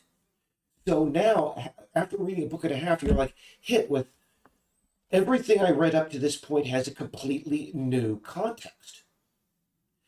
And I understand why people are just, now I understand. I've not read Book of the New Sun yet. I'm still going through the podcast, series, talking about it.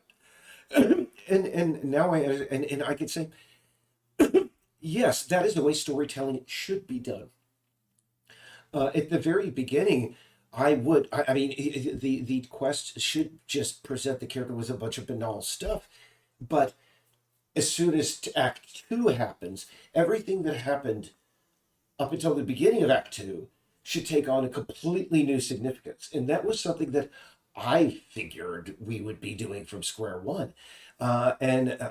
Here's the thing is I understand now why people who I'm respecting were recommending this book to me, because that sort of stuff is very, very rare in the ability to tell story. I think the only other people that I've been able to see pull that sort of stuff off is sort of like Walter M. Miller Jr. when he wrote The Canticle for Leibowitz, one of my favorite novels. Because when I remember reading that when I was in the first chapter or two, you're like, it's just this boring story about a monk. And then when you get a bit beyond, oh no, this is a monk that is like preparing his Lenten hermitage in the Great Nevada Desert 200 years after a nuclear war that happened. And so everything, and Harlan Ellison was also very adept at doing that thing where he did a hell of a lot of TV writing. And so he was very good at just, at the very end, doing that twist and going, ha, you thought you knew what was going on. And so really, that's again why, if you don't know Wayne, why Ellison is the name of the, that farm, those people. I named them after Harlan Ellison, who passed away, I think, during the initial months of me working on this game, during the first year. And he's a fantastic writer, and I'll say, you should read his fiction, but also back during the day, they would publish. He was powerful enough that he could go to a publisher and say, I want you to publish whatever the hell I want. And he would publish these short story, analogs. And in between each story, he would have a real life story of something that happened in his own life. And those were every bit as fascinating as anything that he wrote that was fictional. Because he lived in, New York during the 1970s, during the 50s and 60s, when he could still get a spaghetti dinner and coffee for 50 cents. Et cetera, et cetera. And yeah, it's crazy. But man, I'm just reminiscing and talking on and on. So, Wayne, I'm going to just check on what you've been talking about. I don't mind talking about influences because, again, I've seen the games that Annapurna Interact, that all the game companies put out. They're supposed to be story driven. I've yet to see one that truly is, except for Journey. Journey fantastic game. Also, Annapurna Interactive. So you see, they do good. But anyway, I just know that when Annapurna Interactive has her, Toady just listen to this or has it transcribed. I have no problem letting them know, where our perspective is coming from as far as story writing, because I know they don't hire writers, and they don't care enough about their games to hire writers. I will go to my grave, and this is the last thing I'll say. I'm going to piss on Outer Wilds. Outer Wilds does not qualify as an engaging narrative because it does not have an ending. It just does not. Good night. Good luck. God bless you. See you later, Wayne. And I really appreciate you hanging out with me, man. I mean, I've had to deal with a lot of crap over the last couple of weeks, and I don't know. Thanks for, I don't know, chewing the fat with me, because as you probably could tell, I don't have many friends, and I don't get out much. So hey, nice talking to you again, man. And I really appreciate the feedback, and I'm going to take a look at that bug that you reported, man. I really appreciate it. Take care.